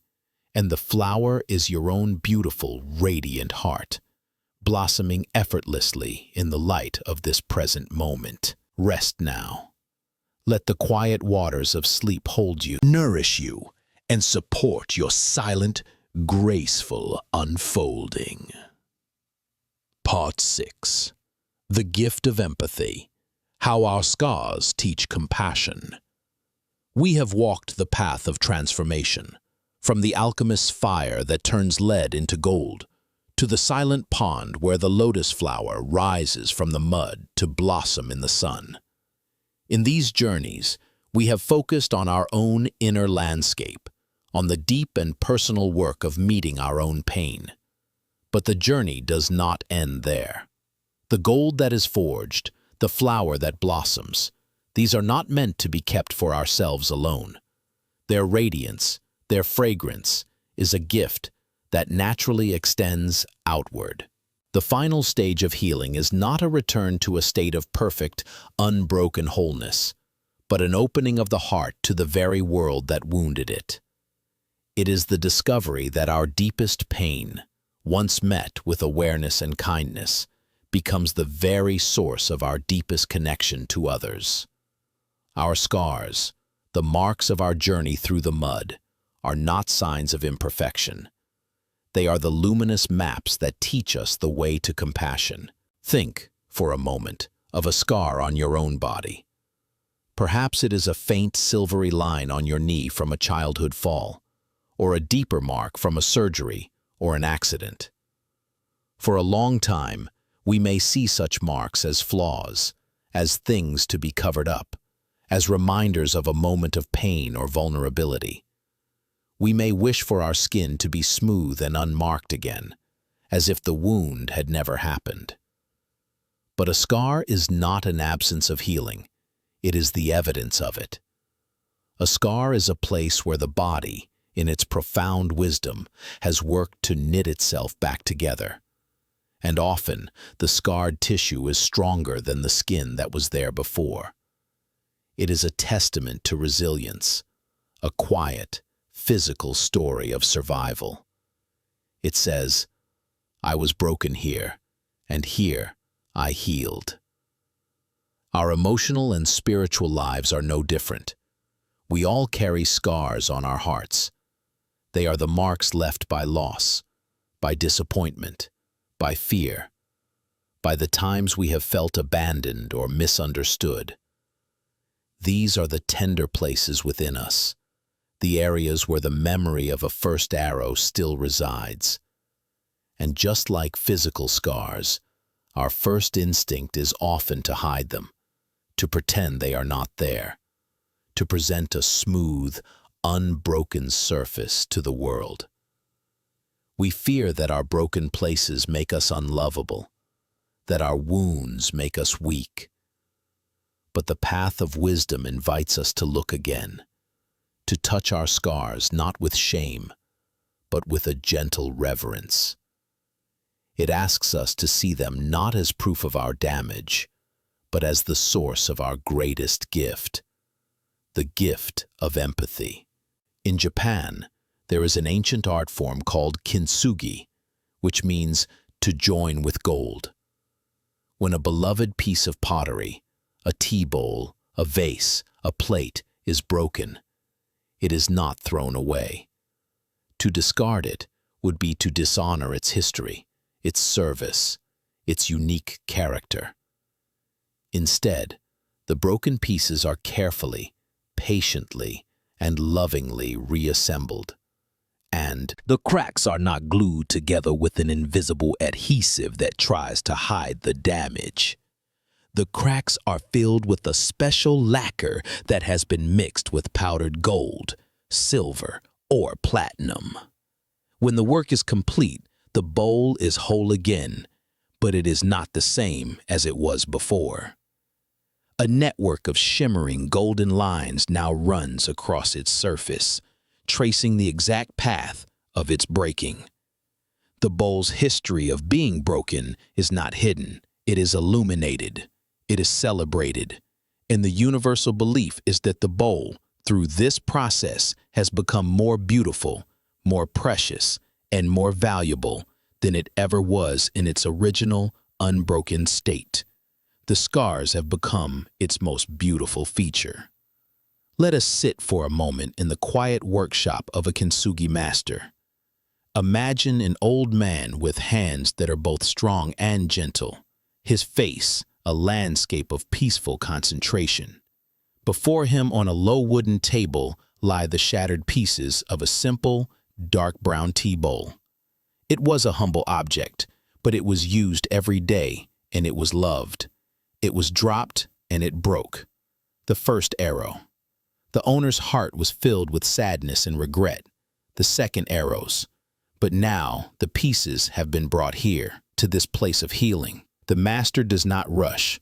The work of kintsugi is a meditation. He picks up two pieces, their sharp, jagged edges a testament to the violence of the break.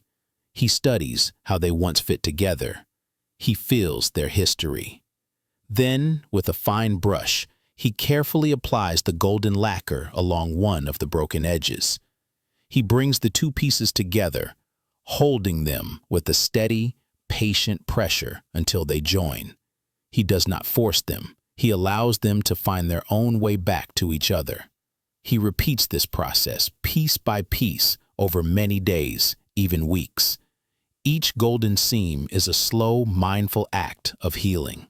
As you watch him work, you realize that he is not just fixing an object, he is embodying a profound philosophy. He is teaching that breakage and repair are a part of life, a part of the history of an object or a person, and that this history, instead of being a source of shame, can be a source of beauty and strength. When the bowl is finally complete, he holds it up to the light. The dark brown of the original ceramic is now graced with rivers of gold. It is a map of its own survival. It is more unique, more interesting, and holds a deeper story than any perfect, unbroken bowl ever could. It is beautiful, not in spite of its brokenness, but because of it. This is the path of our own hearts. When our hearts break, we feel shattered. We think we are ruined forever. But if we can learn to apply the gold of mindful awareness and self-compassion to our own broken places, we too can become more beautiful for having been broken. The gold is the kindness we bring to our own pain. It is the patience we show ourselves as we heal. It is the wisdom we gain from having journeyed through the darkness. Our scars, our golden seams, do not make us weak. They make us who we are. And they do something else. They allow us to connect with others in a way that would be impossible if we had never been broken. This is the birth of empathy. Empathy is different from pity. Pity looks down from a place of safety. It sees someone else's suffering and says, "Oh, you poor thing. I am so glad that is not me." Pity creates distance. It reinforces the illusion of separation. Empathy, on the other hand, is the ability to feel with someone. It is the willingness to come down from our safe perch and sit beside another person in their pain. It is the ability to say, with genuine heart, "I know this place. I have been here too. You are not alone." We can only say this authentically if we have honored our own journey through the mud, if we have learned to touch our own scars with kindness. Our own healed wounds are our credentials for compassion. They are the source of our authority to sit with another in their darkness. When you have known the leaden weight of grief, you can sit with someone who is grieving without needing to fix them, without offering empty platitudes. You can simply offer the silent, powerful presence of someone who understands. Your own golden seam of healed grief allows you to recognize theirs. When you have navigated the chaotic waters of your own anxiety, you can meet another's fear, not with judgment or dismissal, but with a deep and knowing calm. You can become a safe harbor for them, because you have learned to be a safe harbor for yourself. The pain you have transformed within yourself becomes the medicine you can offer the world. It is not a medicine of cures or solutions, but the simple, profound medicine of shared humanity. This is the heart of the Bodhisattva, a central figure in Mahayana Buddhism. A Bodhisattva is an enlightened being who, out of boundless compassion, chooses to postpone their own final peace in order to stay in this world and help all other beings find their way out of suffering. The Bodhisattva's compassion, known as karuna, is not a sentimental feeling. It is a deep, embodied understanding of the nature of suffering, born from their own experience. They look at the world and see that the pain of others is not separate from their own. They see the interconnectedness of all life. They understand that as long as one being suffers, all beings suffer. Their own scars are a constant reminder of this shared condition. They do not hide their golden seams. They let them shine. As a beacon of hope for others, they show by their very being that it is possible to be broken and to heal, and that this healing is the gateway to a love that is vast and unconditional. The gift of empathy, born from our scars, gives our personal suffering a purpose beyond ourselves. It reframes our entire life story. The question is no longer, why did this terrible thing happen to me? The question becomes, how can this experience, which I have survived and learned from, allow me to be of service to others? Our pain is no longer a random, meaningless event. It becomes our initiation. It is the training ground that prepared our heart for its true work. The loneliness we felt becomes our capacity to comfort the lonely. The confusion we endured becomes our ability to be patient with the confused. The despair we touch becomes the ground from which our hope for others can grow. Our personal story of suffering is woven into the larger, universal story of healing and connection. As you lie here now, preparing for sleep, I invite you to gently bring your awareness to your own heart. You do not need to search for your scars. They are known to you. They are the stories, the memories, the tender places. Tonight, instead of turning away from them, see if you can imagine them as the master potter sees the broken bowl. See them as the places where the light can get in, where the gold can be applied. Imagine that every tear you have ever shed has been a drop of liquid gold, slowly, patiently, filling in the cracks. Imagine that your heart is not a broken thing, but a magnificent kintsugi bowl. Each golden line, a testament to a battle you have fought, a sorrow you have held, a fear you have faced. Feel the unique and profound beauty of this heart. It is not a perfect, factory-made heart. It is a handmade, one-of-a-kind masterpiece shaped by the entirety of your life. And now, feel how this heart connects you to all other hearts. In this quiet room, you are not alone. You are part of a vast and invisible web of shared experience. Every person you have ever met and every person you will ever meet carries their own kintsugi heart. Their golden lines may trace a different pattern, but the essence is the same. Everyone knows what it is to be broken. Everyone knows what it is to heal. Your scars are a secret language that every heart understands. Let this feeling of connection be a warm, comforting blanket for you tonight. Your pain has not been for nothing. It has been slowly, quietly, preparing you for the beautiful work of compassion. It has been polishing your heart, making it capable of a deeper and more authentic love. Allow yourself to rest in this sense of purpose. Let go of any shame or regret about your past wounds. Honor them as your greatest teachers. They are the source of your strength, your resilience, and your ability to love. They are the gift you have been given so that you may, in turn, be a gift to the world. Rest now in the beauty of your own magnificent, golden-seamed heart. Let its quiet, radiant light guide you into a deep and profoundly peaceful sleep. Part 7. The Leaky Boat. The Wisdom of Impermanence.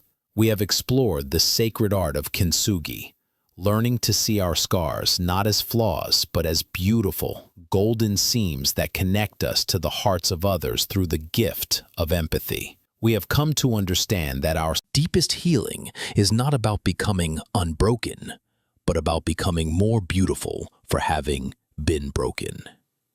Now our journey takes us from the solid earth of the potter's workshop out onto the vast, unpredictable waters of existence itself.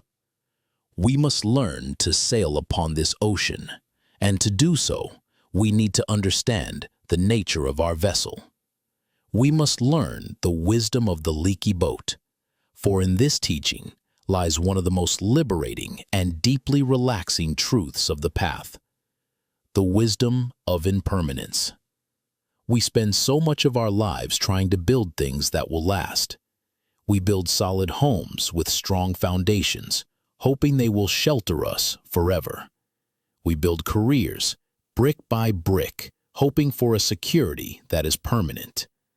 We build relationships and families, holding on to them with all our might, praying they will never change.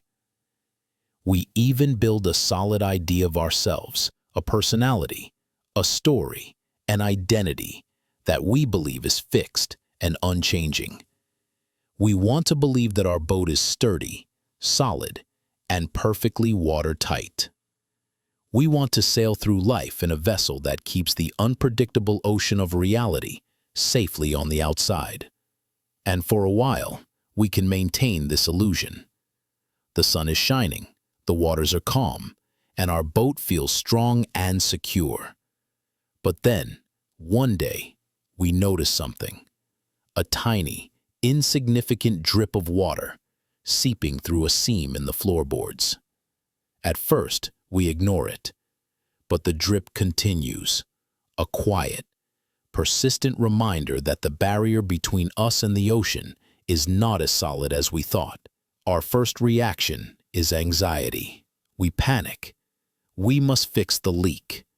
We frantically search for something to plug the hole, to restore the feeling of safety and permanence. We might use our anger, our denial, our desperate striving to try and patch the seam. And for a time, it might even work. But soon, another leak appears in a different place, and then another. The reality of our situation begins to dawn on us. We are in a leaky boat. Our desperate project of maintaining a perfectly solid, permanent, and unchanging life is doomed to fail. The very nature of the wood is to age, to change, to become porous. The very nature of the ocean is to move, to press against the hull. This realization can be a source of great fear. It can feel like a terrible curse, a sign that we are adrift and sinking. But the wisdom of the path offers a different perspective. It suggests that the leak is not the problem. The problem is our belief that the boat was ever meant to be perfectly dry. The leak is not a curse. It is a teaching. It is the universe whispering to us its most fundamental secret. Everything changes. This secret has a name. In the ancient language of the Buddha, it is called anicca. It means impermanence, transience. It is not a grim or pessimistic philosophy. It is a simple, direct observation of reality, as clear and obvious as the rising and setting of the sun. Nothing is fixed. Everything is in a constant state of flux, a ceaseless dance of arising and passing away. The great mountains are slowly being worn down by the wind and rain. The stars in the night sky are being born and dying over eons. The sturdy oak tree outside your window was once a tiny acorn and will one day be dust. Your own body is not the same as it was 7 years ago. Every cell has been replaced. Everything is a process, a flow, a river. There is a story of a young ambitious monk who lived in a monastery nestled in a deep mountain valley. A powerful river flowed through the valley, and for generations the monks had crossed it on a simple swaying rope bridge. The young monk, however, was a skilled stonemason, and he decided he would build a bridge that would last for 1,000 years, a testament to permanence and strength. He spent years on his project.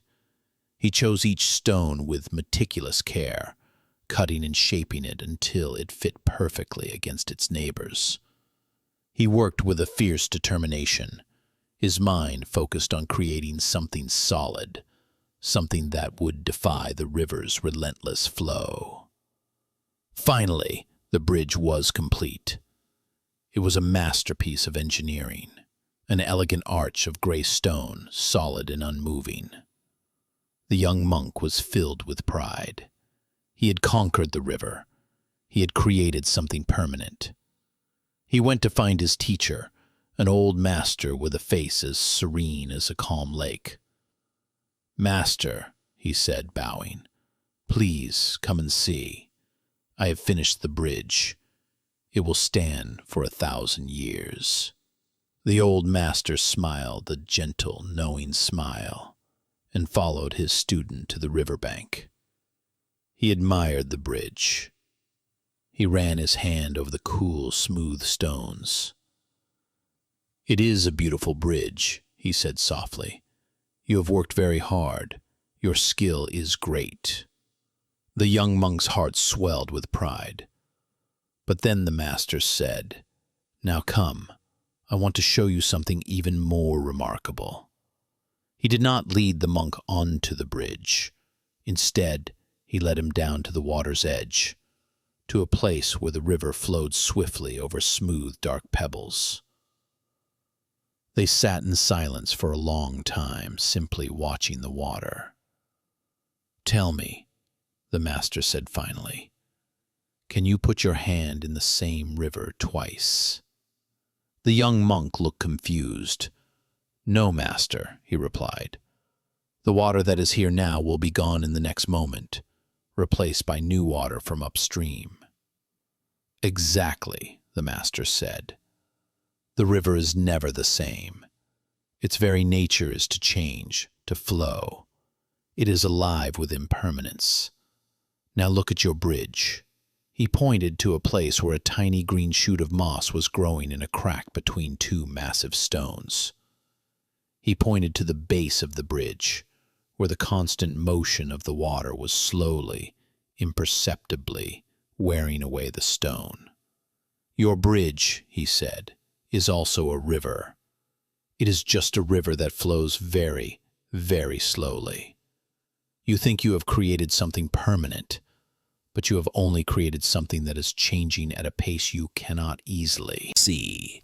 You have tried to defy the flow, but you are a part of the flow. The moss, the water, the stone, you, me, we are all the river. The wisdom is not in building a bridge to conquer the river. The wisdom is in learning to flow with the river." This is the great shift in perspective that the teaching of Anicca invites us to make. We treat our own experiences as if they are stone bridges. We treat our pain, our sadness, our anxiety as solid, permanent structures in our lives. We say, "I am a sad person," as if sadness is a fixed part of our identity. But our feelings are not stone. They are water. They are a river flowing through us. A wave of sadness arises, caused by a memory or a thought. It swells, it crests, and if we do not build a dam of resistance against it, it will naturally subside and flow away, replaced by the next wave, which might be peace, or boredom, or joy. Our suffering comes not from the sadness itself, but from our desperate attempt to build a dam, to stop the river from flowing. We shoot the second arrows. "I should not be feeling this. This is terrible. It will never end." This resistance, this struggle against the natural flow of life, is what turns the clean, moving water of an emotion into a stagnant, murky swamp of suffering. The leaky boat is a teacher of this flow. The water seeping in is a reminder that the boundary between our solid self and the flowing world is an illusion. The invitation is not to frantically plug the leaks, but to relax, to accept the nature of our vessel, to realize that we are not just in the ocean, we are the ocean. The great Zen master Shunryu Suzuki once said, "The world is its own magic." The magic is this constant, ceaseless change. To be alive is to participate in this magic. When we stop fighting it, a profound relaxation can occur. There is another story, a famous one, about the Thai forest master Ajahn Chah.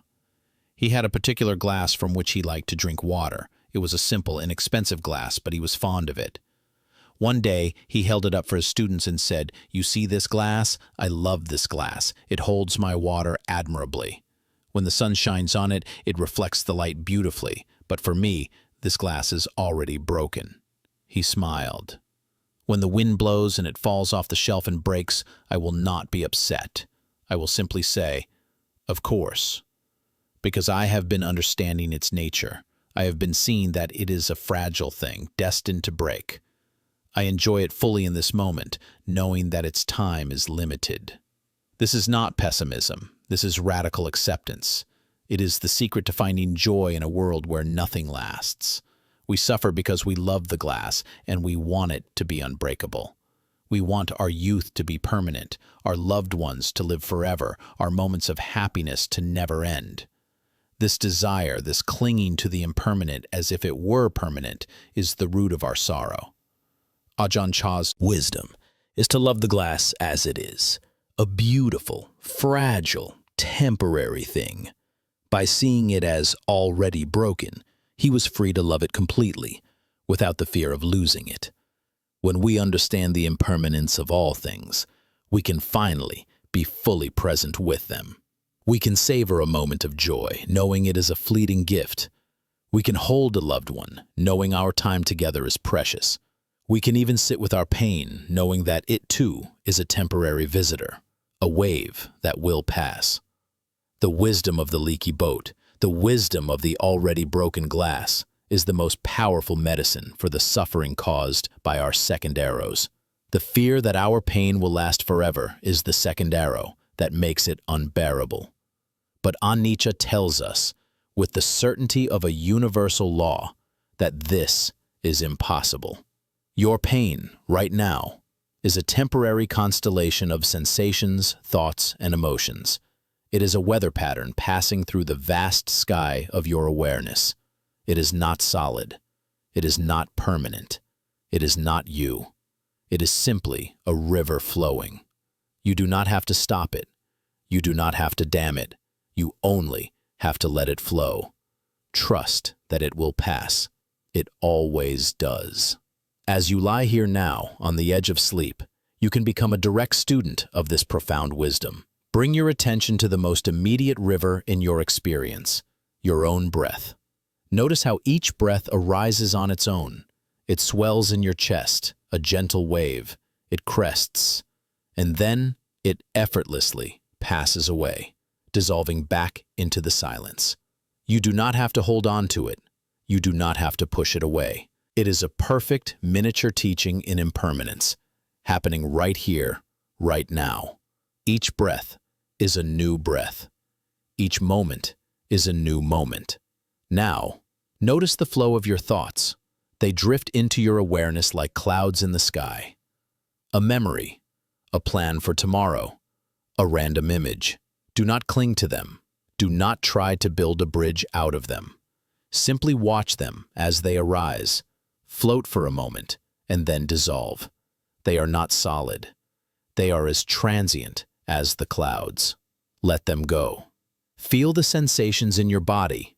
Perhaps there is a feeling of warmth in your hands, a coolness on your face, the gentle pressure of the blankets. Notice how these sensations are not fixed. They shift, they tingle, they fade. They are a slow, gentle river of physical experience. Allow this river to flow, carrying you deeper and deeper into relaxation. The leaky boat is no longer a vessel of fear. It has become your raft of acceptance. You are floating on the great, peaceful river of reality. There is nothing to fix, nothing to resist. The gentle seeping of the water is just a reminder that you are part of this flow, not separate from it. Let the current carry you. Let it rock you gently. Surrender to its movement. Sleep itself is the ultimate act of letting go, of surrendering our solid, waking self to the mysterious, flowing ocean of the unconscious. Let the wisdom of impermanence be your lullaby tonight. Everything changes, everything flows, and in this truth there is a vast and unshakable peace. Let the river carry you now, all the way to the deep, silent ocean of sleep. Part 8. The Empty Cup. Letting go of the story. We have sailed together on the great river of anicca, the universal truth of impermanence. We have learned to see our lives, our feelings, and even our pain, not as solid, permanent structures, but as a ceaseless, flowing process. In this understanding, we found a deep relaxation, a letting go of the struggle against the very nature of reality. We learned to be at peace in our leaky boat. But there is one thing we often refuse to let flow, one thing we carry in our boat that is so heavy it threatens to sink us.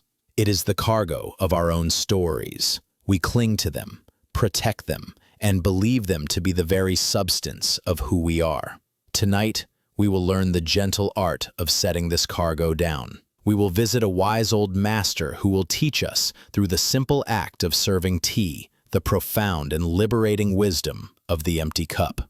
Let us travel to a small hermitage, high on a mountainside, in a land of mist and green bamboo. The path to this place is steep and winding, a journey in itself that requires one to leave the noise and hurry of the world behind. With each step, the air grows clearer, the sounds of the forest more distinct.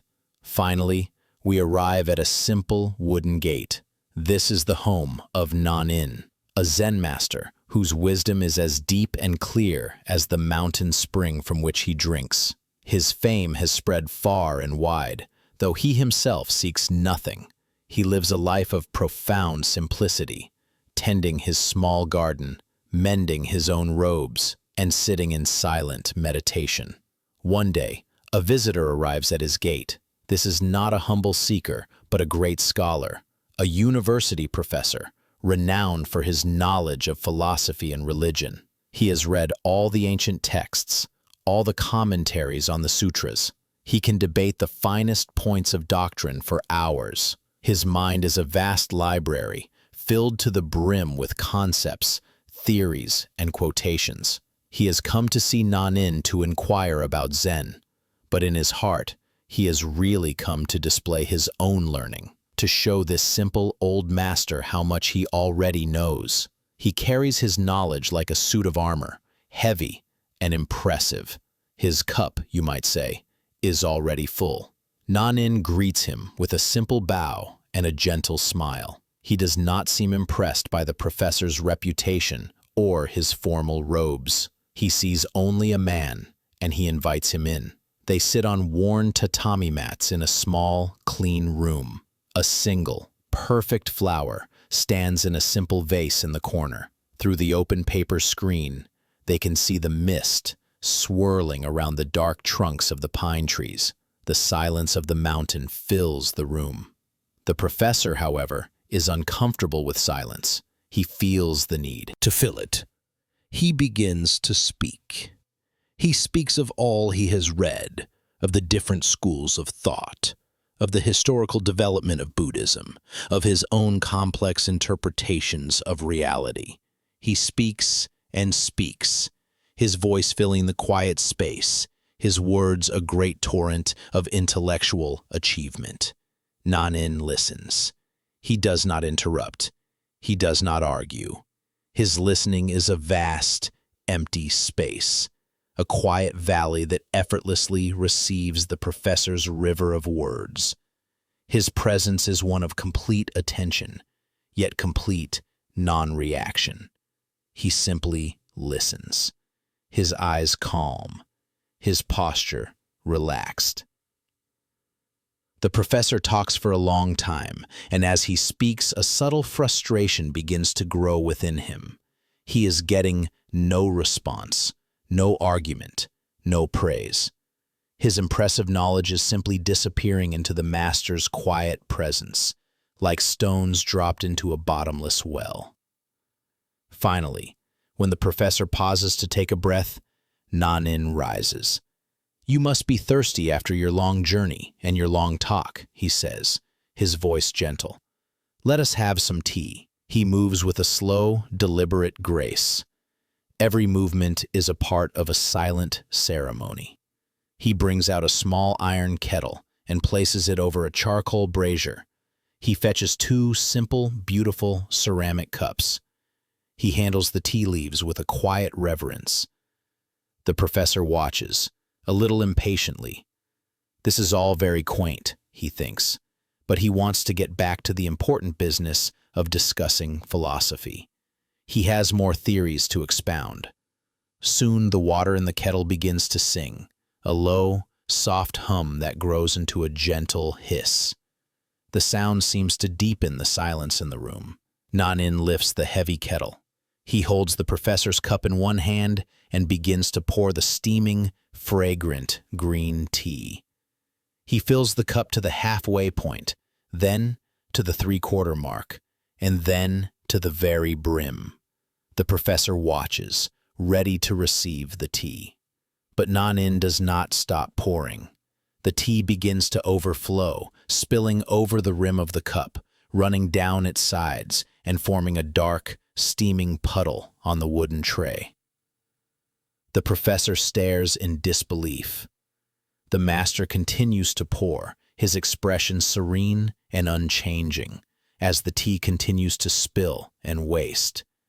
At last, the professor can contain himself no longer. "Stop!" he cries out, his voice sharp with alarm and irritation.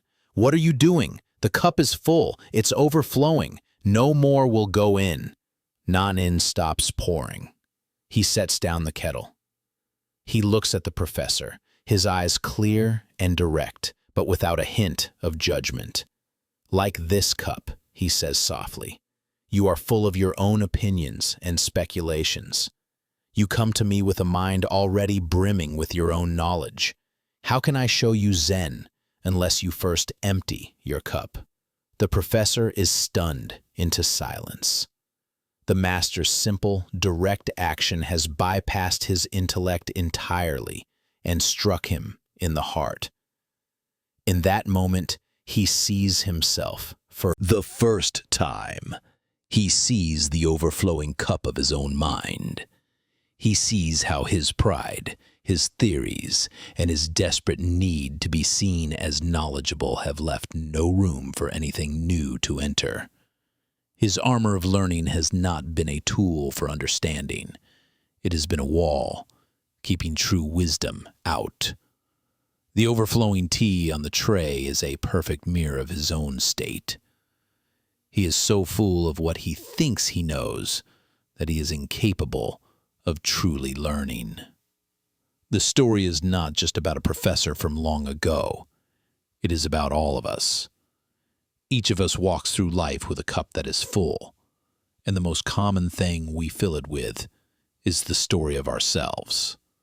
We carry a narrative, a long and detailed biography that we believe defines us. At the heart of this narrative, especially when we are in pain, is the story of our suffering. We identify with our wounds. We say, "I am an anxious person." This is not just a description of a feeling, it becomes a solid identity. We fill our cup with the story of anxious me. We then interpret every experience through the filter of the story. If something good happens, we think, "This won't last, my anxiety will ruin it." If something difficult happens, we think, "See, this always happens to anxious people like me." The story becomes a self-fulfilling prophecy. It is so full in our cup that there is no room for the possibility of peace, no space for the reality of this present moment, which might in fact be free of anxiety. We also fill our cup with the story of our past. We carry our regrets, our resentments, our triumphs, and our failures. We are the person who was wronged, or the person who made that terrible mistake, or the person who achieved that great success. We replay these stories over and over like a movie we have seen 100 times. We cling to them because they give us a sense of identity, a sense of being a solid, continuous self. But this identity is a prison. It keeps us locked in the past, unable to experience the fresh, new, and unpredictable reality of the present. We are so full of the story of who we have been that we have no room to discover who we might be right now if we were to just let that story go. The act of emptying our cup is the essence of letting go. It is not a violent or aggressive act. We do not need to smash the cup or angrily throw its contents away. That would be just another story, another form of struggle. The emptying is a gentle, quiet process. It is the simple act of seeing the story as a story. It is the realization that anxious me is not a solid, permanent reality. It is a collection of thoughts, feelings, and bodily sensations that have been bundled together and given a label. It is a mental habit, not an unchangeable essence. When a thought arises such as, "I will never get over this sadness," the practice is to see it as Nanin saw the professor's words. You see it arise. You see it for what it is, a thought. Story, a speculation. You do not have to believe it. You do not have to argue with it. You do not have to push it away. You simply let it be, and you do not add it to your cup. You let it float by like a leaf on the river of your mind. By not grasping it, by not identifying with it, you are practicing the art of emptying. You are creating space. This is why the breath is such a powerful anchor. When you find yourself lost in the overflowing story of your life, you can always come back to the simple, non-conceptual reality of your own breathing. The breath has no story. It is not sad or happy, a success or a failure. It just is. Each time you consciously return your attention to the in-breath and the out-breath, you are gently setting down your cup. You are letting the stories spill out onto the tray where you can see them for what they are, without being drowned in them. You are returning to the quiet, empty room of the present moment. What do we find in an empty cup? We are often afraid of emptiness. We think it means a void, a nothingness, a lack of self. But in the language of Zen, emptiness, or sunyata, is not a void. It is a fullness of a different kind. It is a fullness of potential, of possibility, of freedom. An empty cup is receptive. It can receive the tea. A mind that is empty of its own stories can receive the present moment, exactly as it is. It can truly see the flower in the vase. It can truly hear the singing of the water in the kettle. It can truly feel the warmth of the sun. It is no longer filtering reality through the dark, murky liquid of its past. It is experiencing life directly, with a childlike freshness and wonder. As you lie here now, preparing to drift into the deep, restorative quiet of sleep, you can practice this gentle emptying. The day you have just lived is now a story. It is a collection of memories, conversations, and feelings. It is full of things done and things left undone, of small joys and minor frustrations. Your cup may feel very full right now. Let the act of lying down be the beginning of the emptying. With each out-breath, imagine you are gently, lovingly pouring out the contents of the day. Let go of the conversations. Let go of the worries. Let go of the plans for tomorrow. Let go of the story of me who had this day. Pour it all out. Let it spill onto the tray of the past, where it belongs. With each in-breath, feel the clean, quiet, and spacious emptiness that remains. This is not a frightening void. It is a space of profound peace. It is the silence of the master's tea room. It is the stillness of the mountain. In this emptiness, there is no problem to solve. There is no identity to defend. There is no story to maintain. There is only the simple, gentle reality of your body breathing, of your heart beating, of this moment, right here, right now. Rest in this beautiful, peaceful emptiness. It is your true nature. It is the home to which you can always return. Allow this spaciousness to hold you, to soothe you, and to carry you into a sleep that is deep, dreamless, and utterly free. Your cup is empty. You are ready to receive the gift of rest. Part 9. The Silent Teacher. Lessons learned in the depths. We have walked a long and gentle path together tonight. We have learned to see our scars as golden seams of empathy, to sail with acceptance in the leaky boat of impermanence, and to find the freedom of the present moment by emptying the cup of our own stories. Each step has brought us closer to a place of peace, a quiet clearing in the dense forest of our minds. Now we arrive at the heart of that clearing. We have let go of so much, but what do we find in the space that remains? What is the nature of the silence that follows the letting go? We will discover that this silence is not an emptiness, but a presence. It is a teacher of profound wisdom, one who speaks not in words, but in the deep, resonant language of being itself. To meet this teacher, we must journey with a man who sought it above all else, a hermit who went into the depths of solitude not to escape the world, but to finally, truly hear it. In a valley known for its bustling market and cheerful festivals, there lived a man named Ryokan. He was not a monk or a scholar, but a carpenter, and a very good one. His hands were skilled and strong, able to join wood with such precision that the seams were nearly invisible. He built houses that were sturdy and warm, furniture that was both beautiful and useful. He had a family, friends, and the respect of his community. By all outward measures, his life was full and good. Yet within the quiet moments of his days, while planing a long beam of cedar or watching the evening light fade from his workshop, a deep and persistent question would arise in his heart. It was a feeling more than a thought, a sense of a deeper reality that was being drowned out by the constant noise of his life. The noise was not just the sound of the hammer and saw, or the chatter of the marketplace. It was the inner noise, the constant planning for the future, the replaying of the past, the endless hum of worry, desire, and opinion. He felt as if he were living on the surface of a great ocean, tossed about by the waves, while a vast, silent, and peaceful world existed in the depths, a world he could sense but never reach.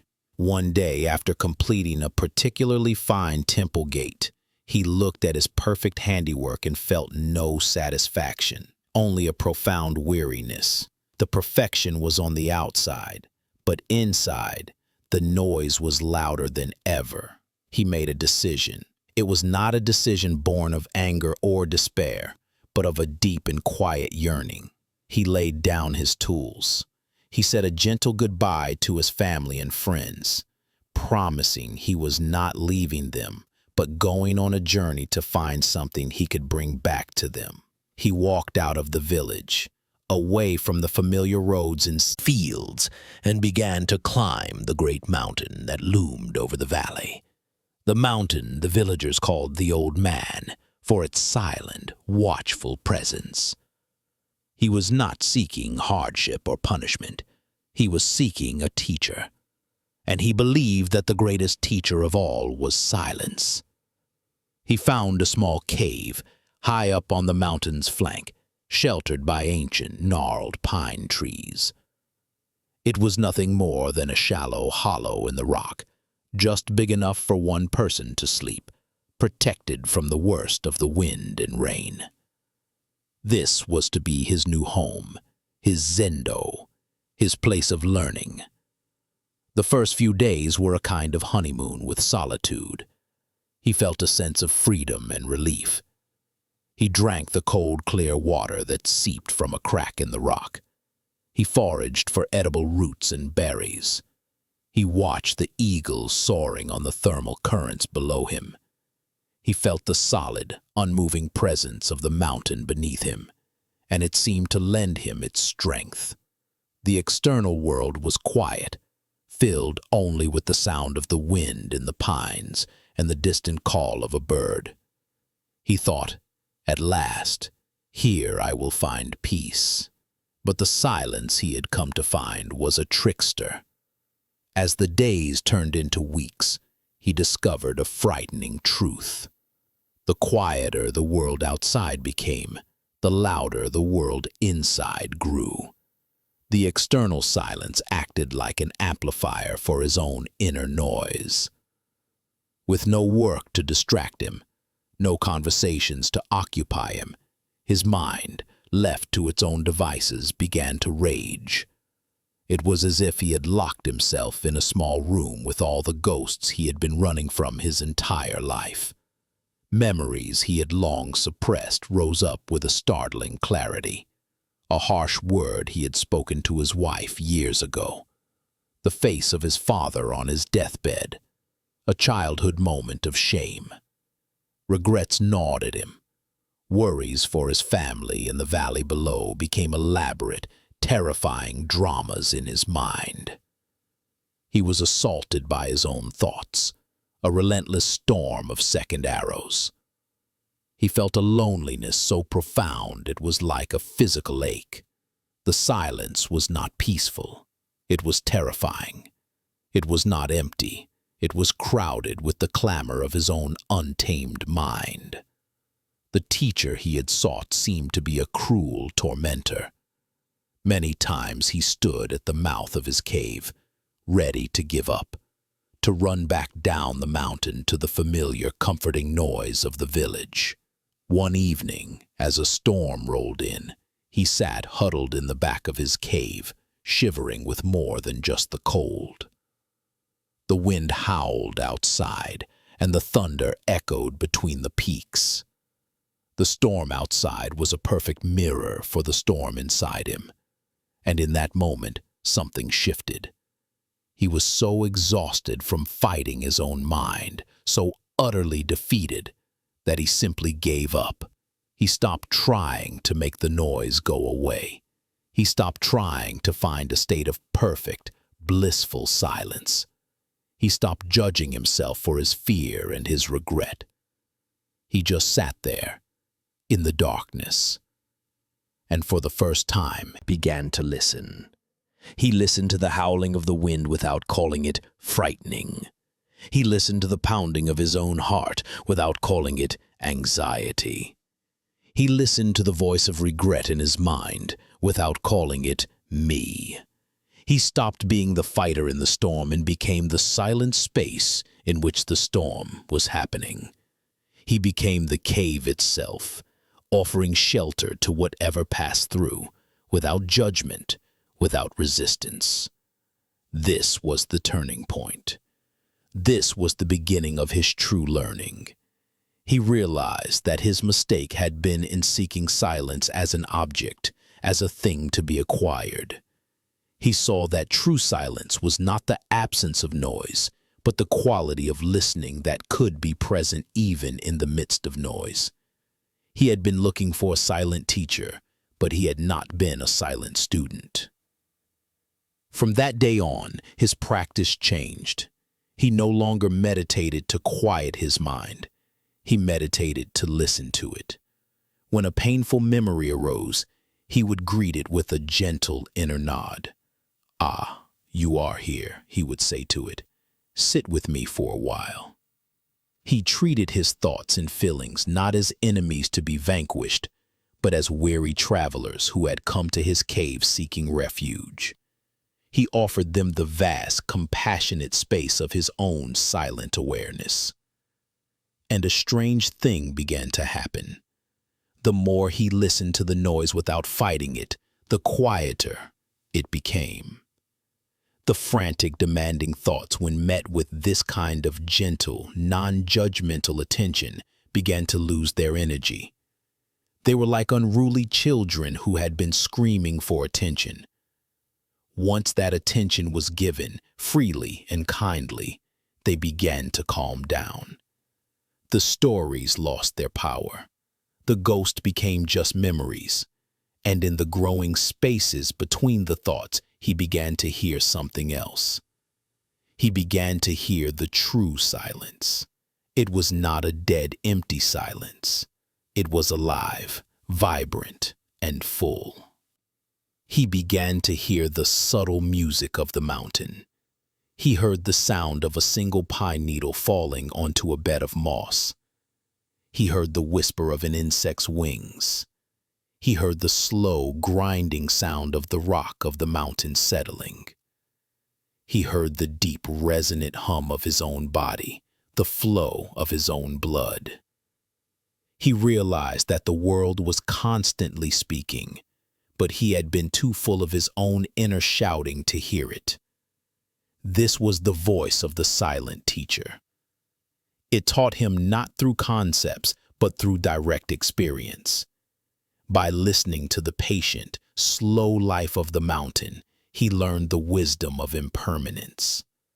By feeling the solid rock beneath him, he learned the wisdom of stillness. By watching the clouds form and dissolve around the peaks, he learned the wisdom of letting go. The boundary between himself and the mountain began to dissolve. He no longer felt like a lonely man in a cave.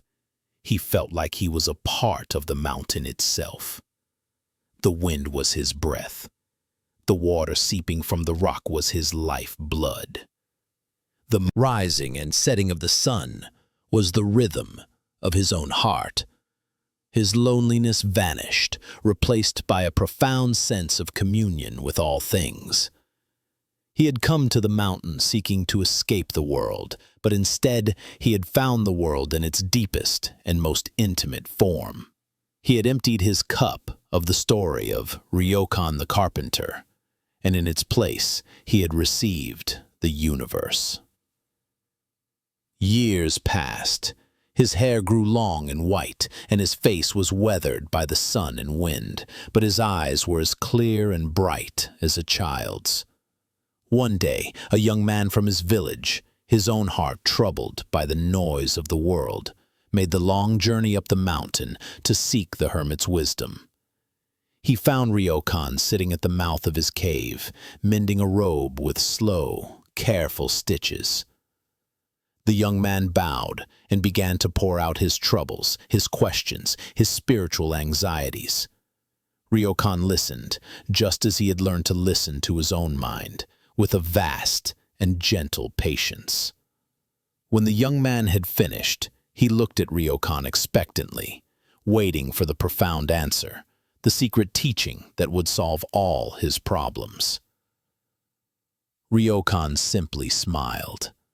He put down his sewing, went into his cave, and came back with 2 wooden bowls filled with cool spring water. He handed one to the young man. He did not say a word. They sat together, in silence, and drank the water. The young man had never tasted water so pure, so sweet. In the shared silence, watching the old man simply being, the young man's own frantic mind began to settle. In the hermit's peaceful presence, he felt a quietness he had never known. He realized that the teaching was not in any words Ryokan could say.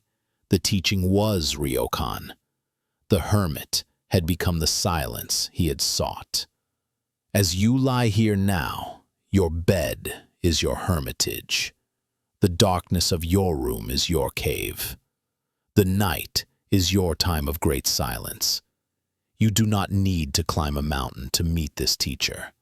It is right here, within you.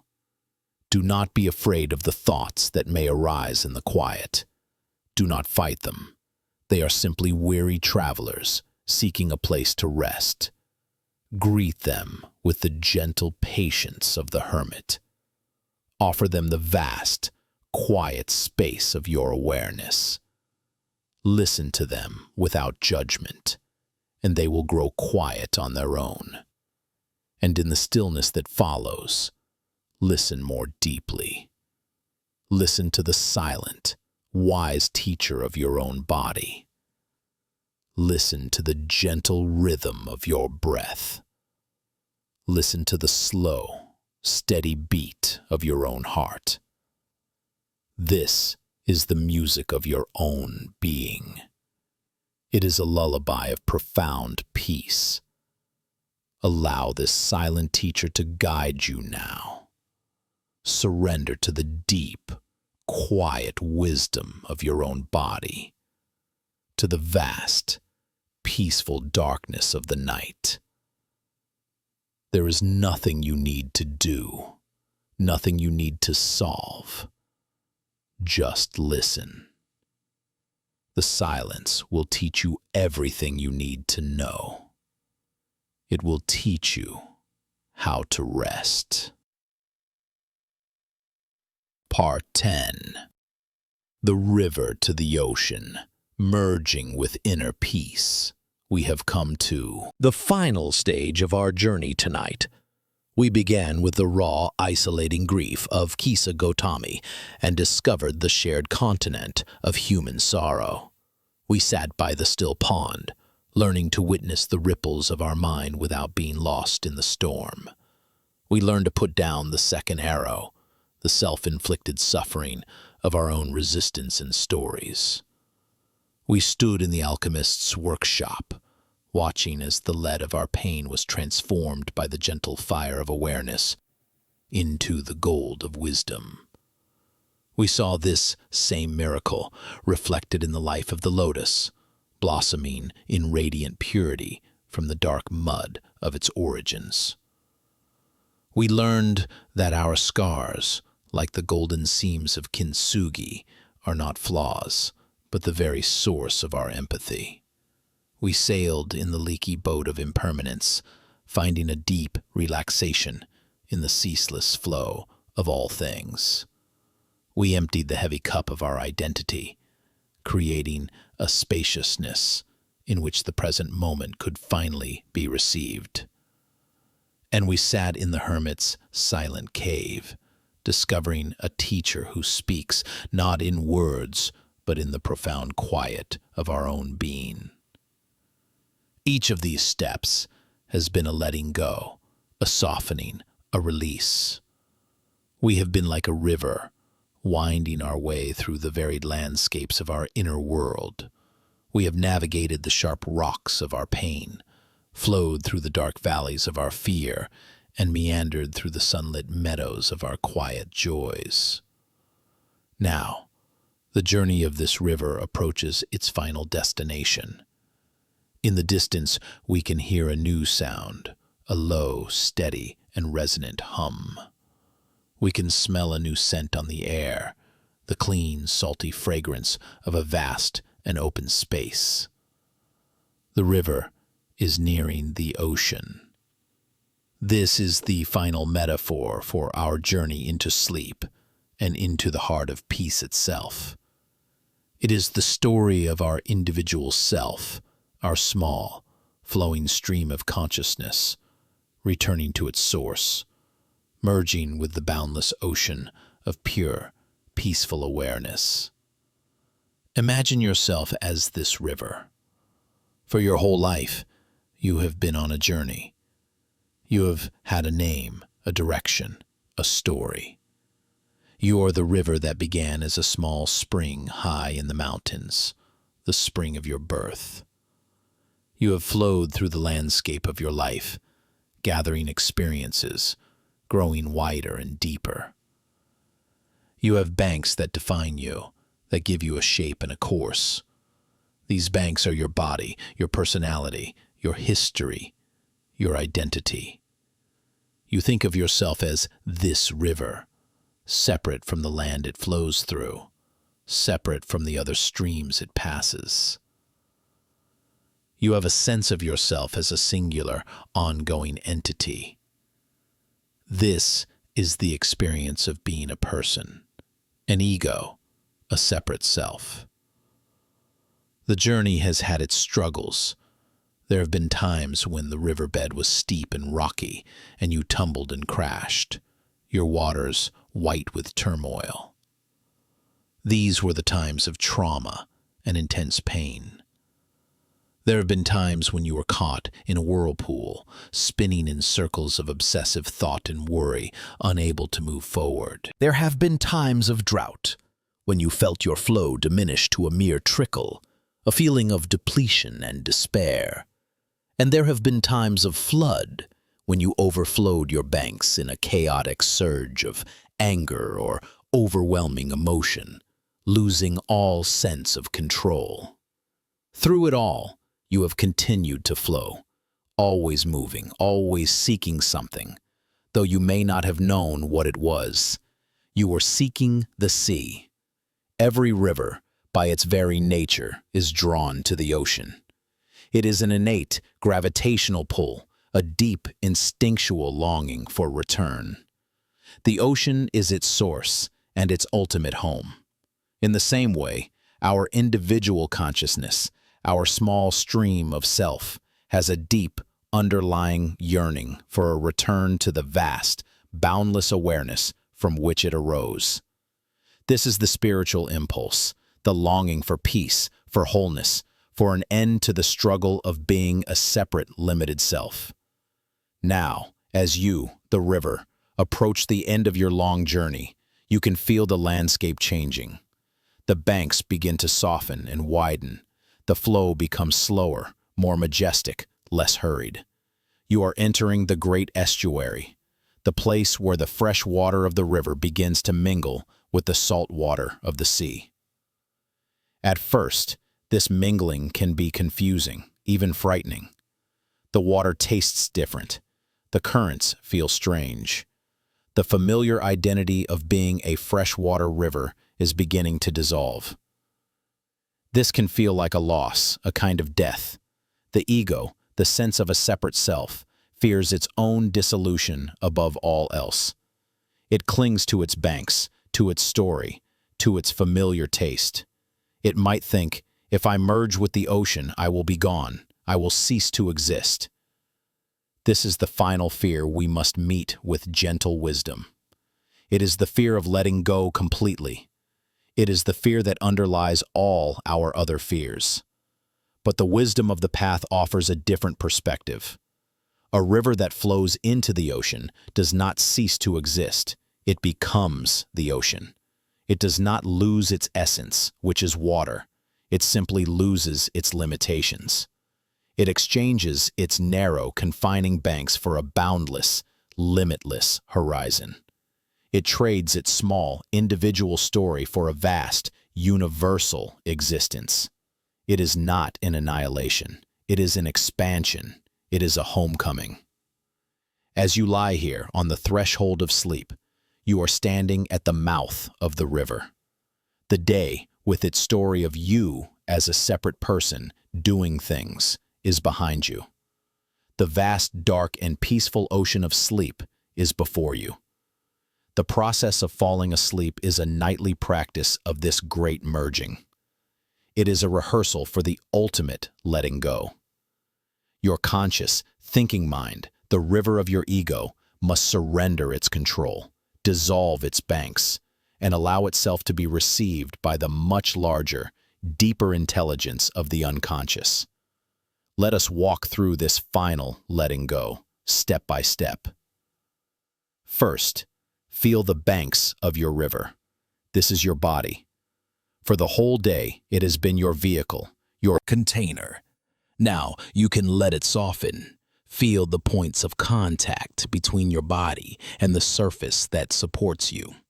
At these points, imagine the boundaries beginning to dissolve. Imagine your body becoming heavier, wider, spreading out and merging with the support beneath it. Let go of the need to hold yourself together. Your body knows how to rest. It knows how to release its tension. The banks are softening. Now, listen to the flow of your thoughts and feelings. This is the current of your river. Notice how, as you relax, the current naturally begins to slow. The frantic, tumbling thoughts of the day give way to a slower, more meandering flow. Images, memories, and sensations drift by, less and less defined. Do not try to hold on to them. Do not try to build a dam. Simply allow the current to slow, to grow quiet. You are letting go of the forward momentum of your story. The river is pooling, preparing to meet the great stillness of the ocean. Now, you can feel the gentle, tidal pull of the ocean itself. This is the pull of sleep, the deep, natural call to rest. It is a welcoming presence. It is not something to be feared. It is the great Mother Ocean calling you home. You can feel its vastness, its peace, its profound and unconditional acceptance. The ocean does not judge the river. It does not care if the river was muddy or clear, fast or slow. It simply receives it. In the same way, the great peace of your own deeper nature is waiting to receive you, just as you are. You do not need to be perfect. You do not need to have solved all your problems.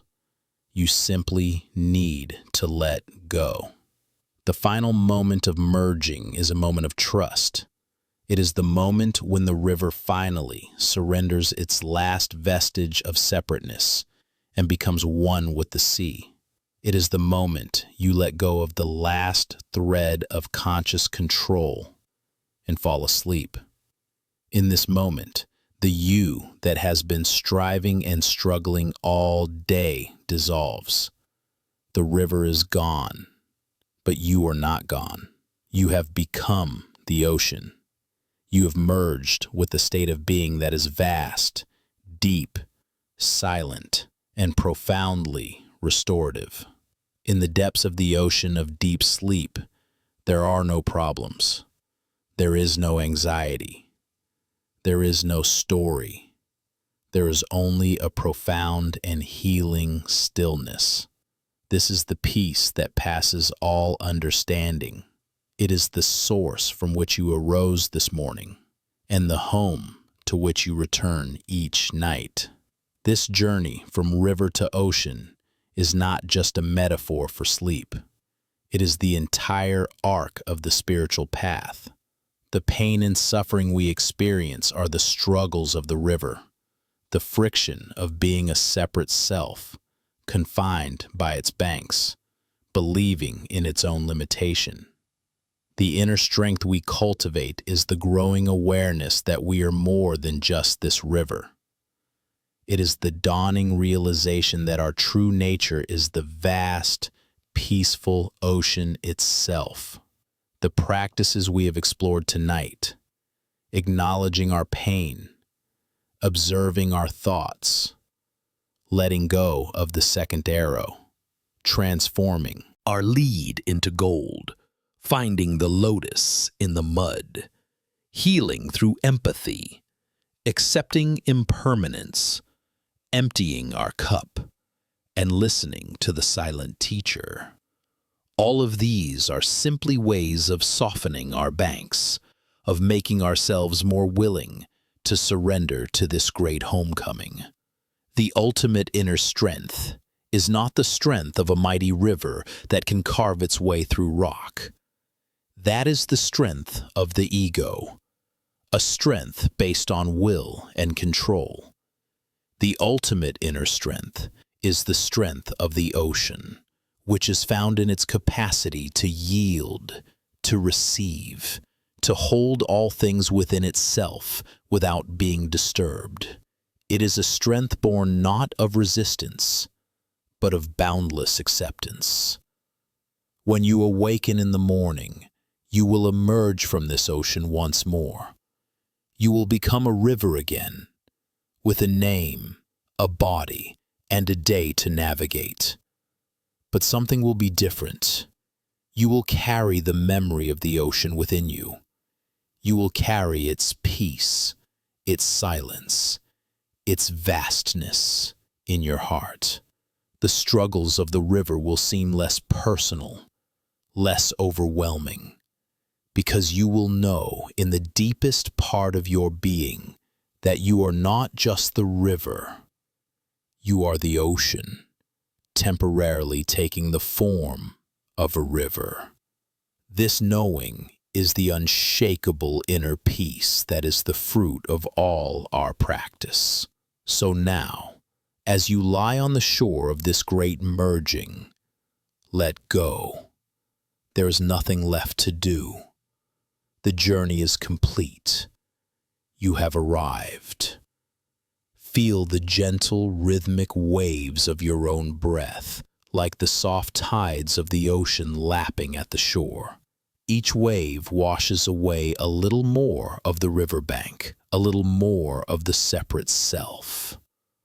Let each breath carry you further out into the deep, warm, and welcoming waters. There is no need to be afraid. You are not disappearing. You are simply returning home. You are letting go of the small, temporary self and resting in the vast, eternal peace of your true nature. The river flows into the ocean. The light dissolves into the darkness. The sound merges with the silence. And you, dear traveler, merge with a peace that is deep, healing, and complete.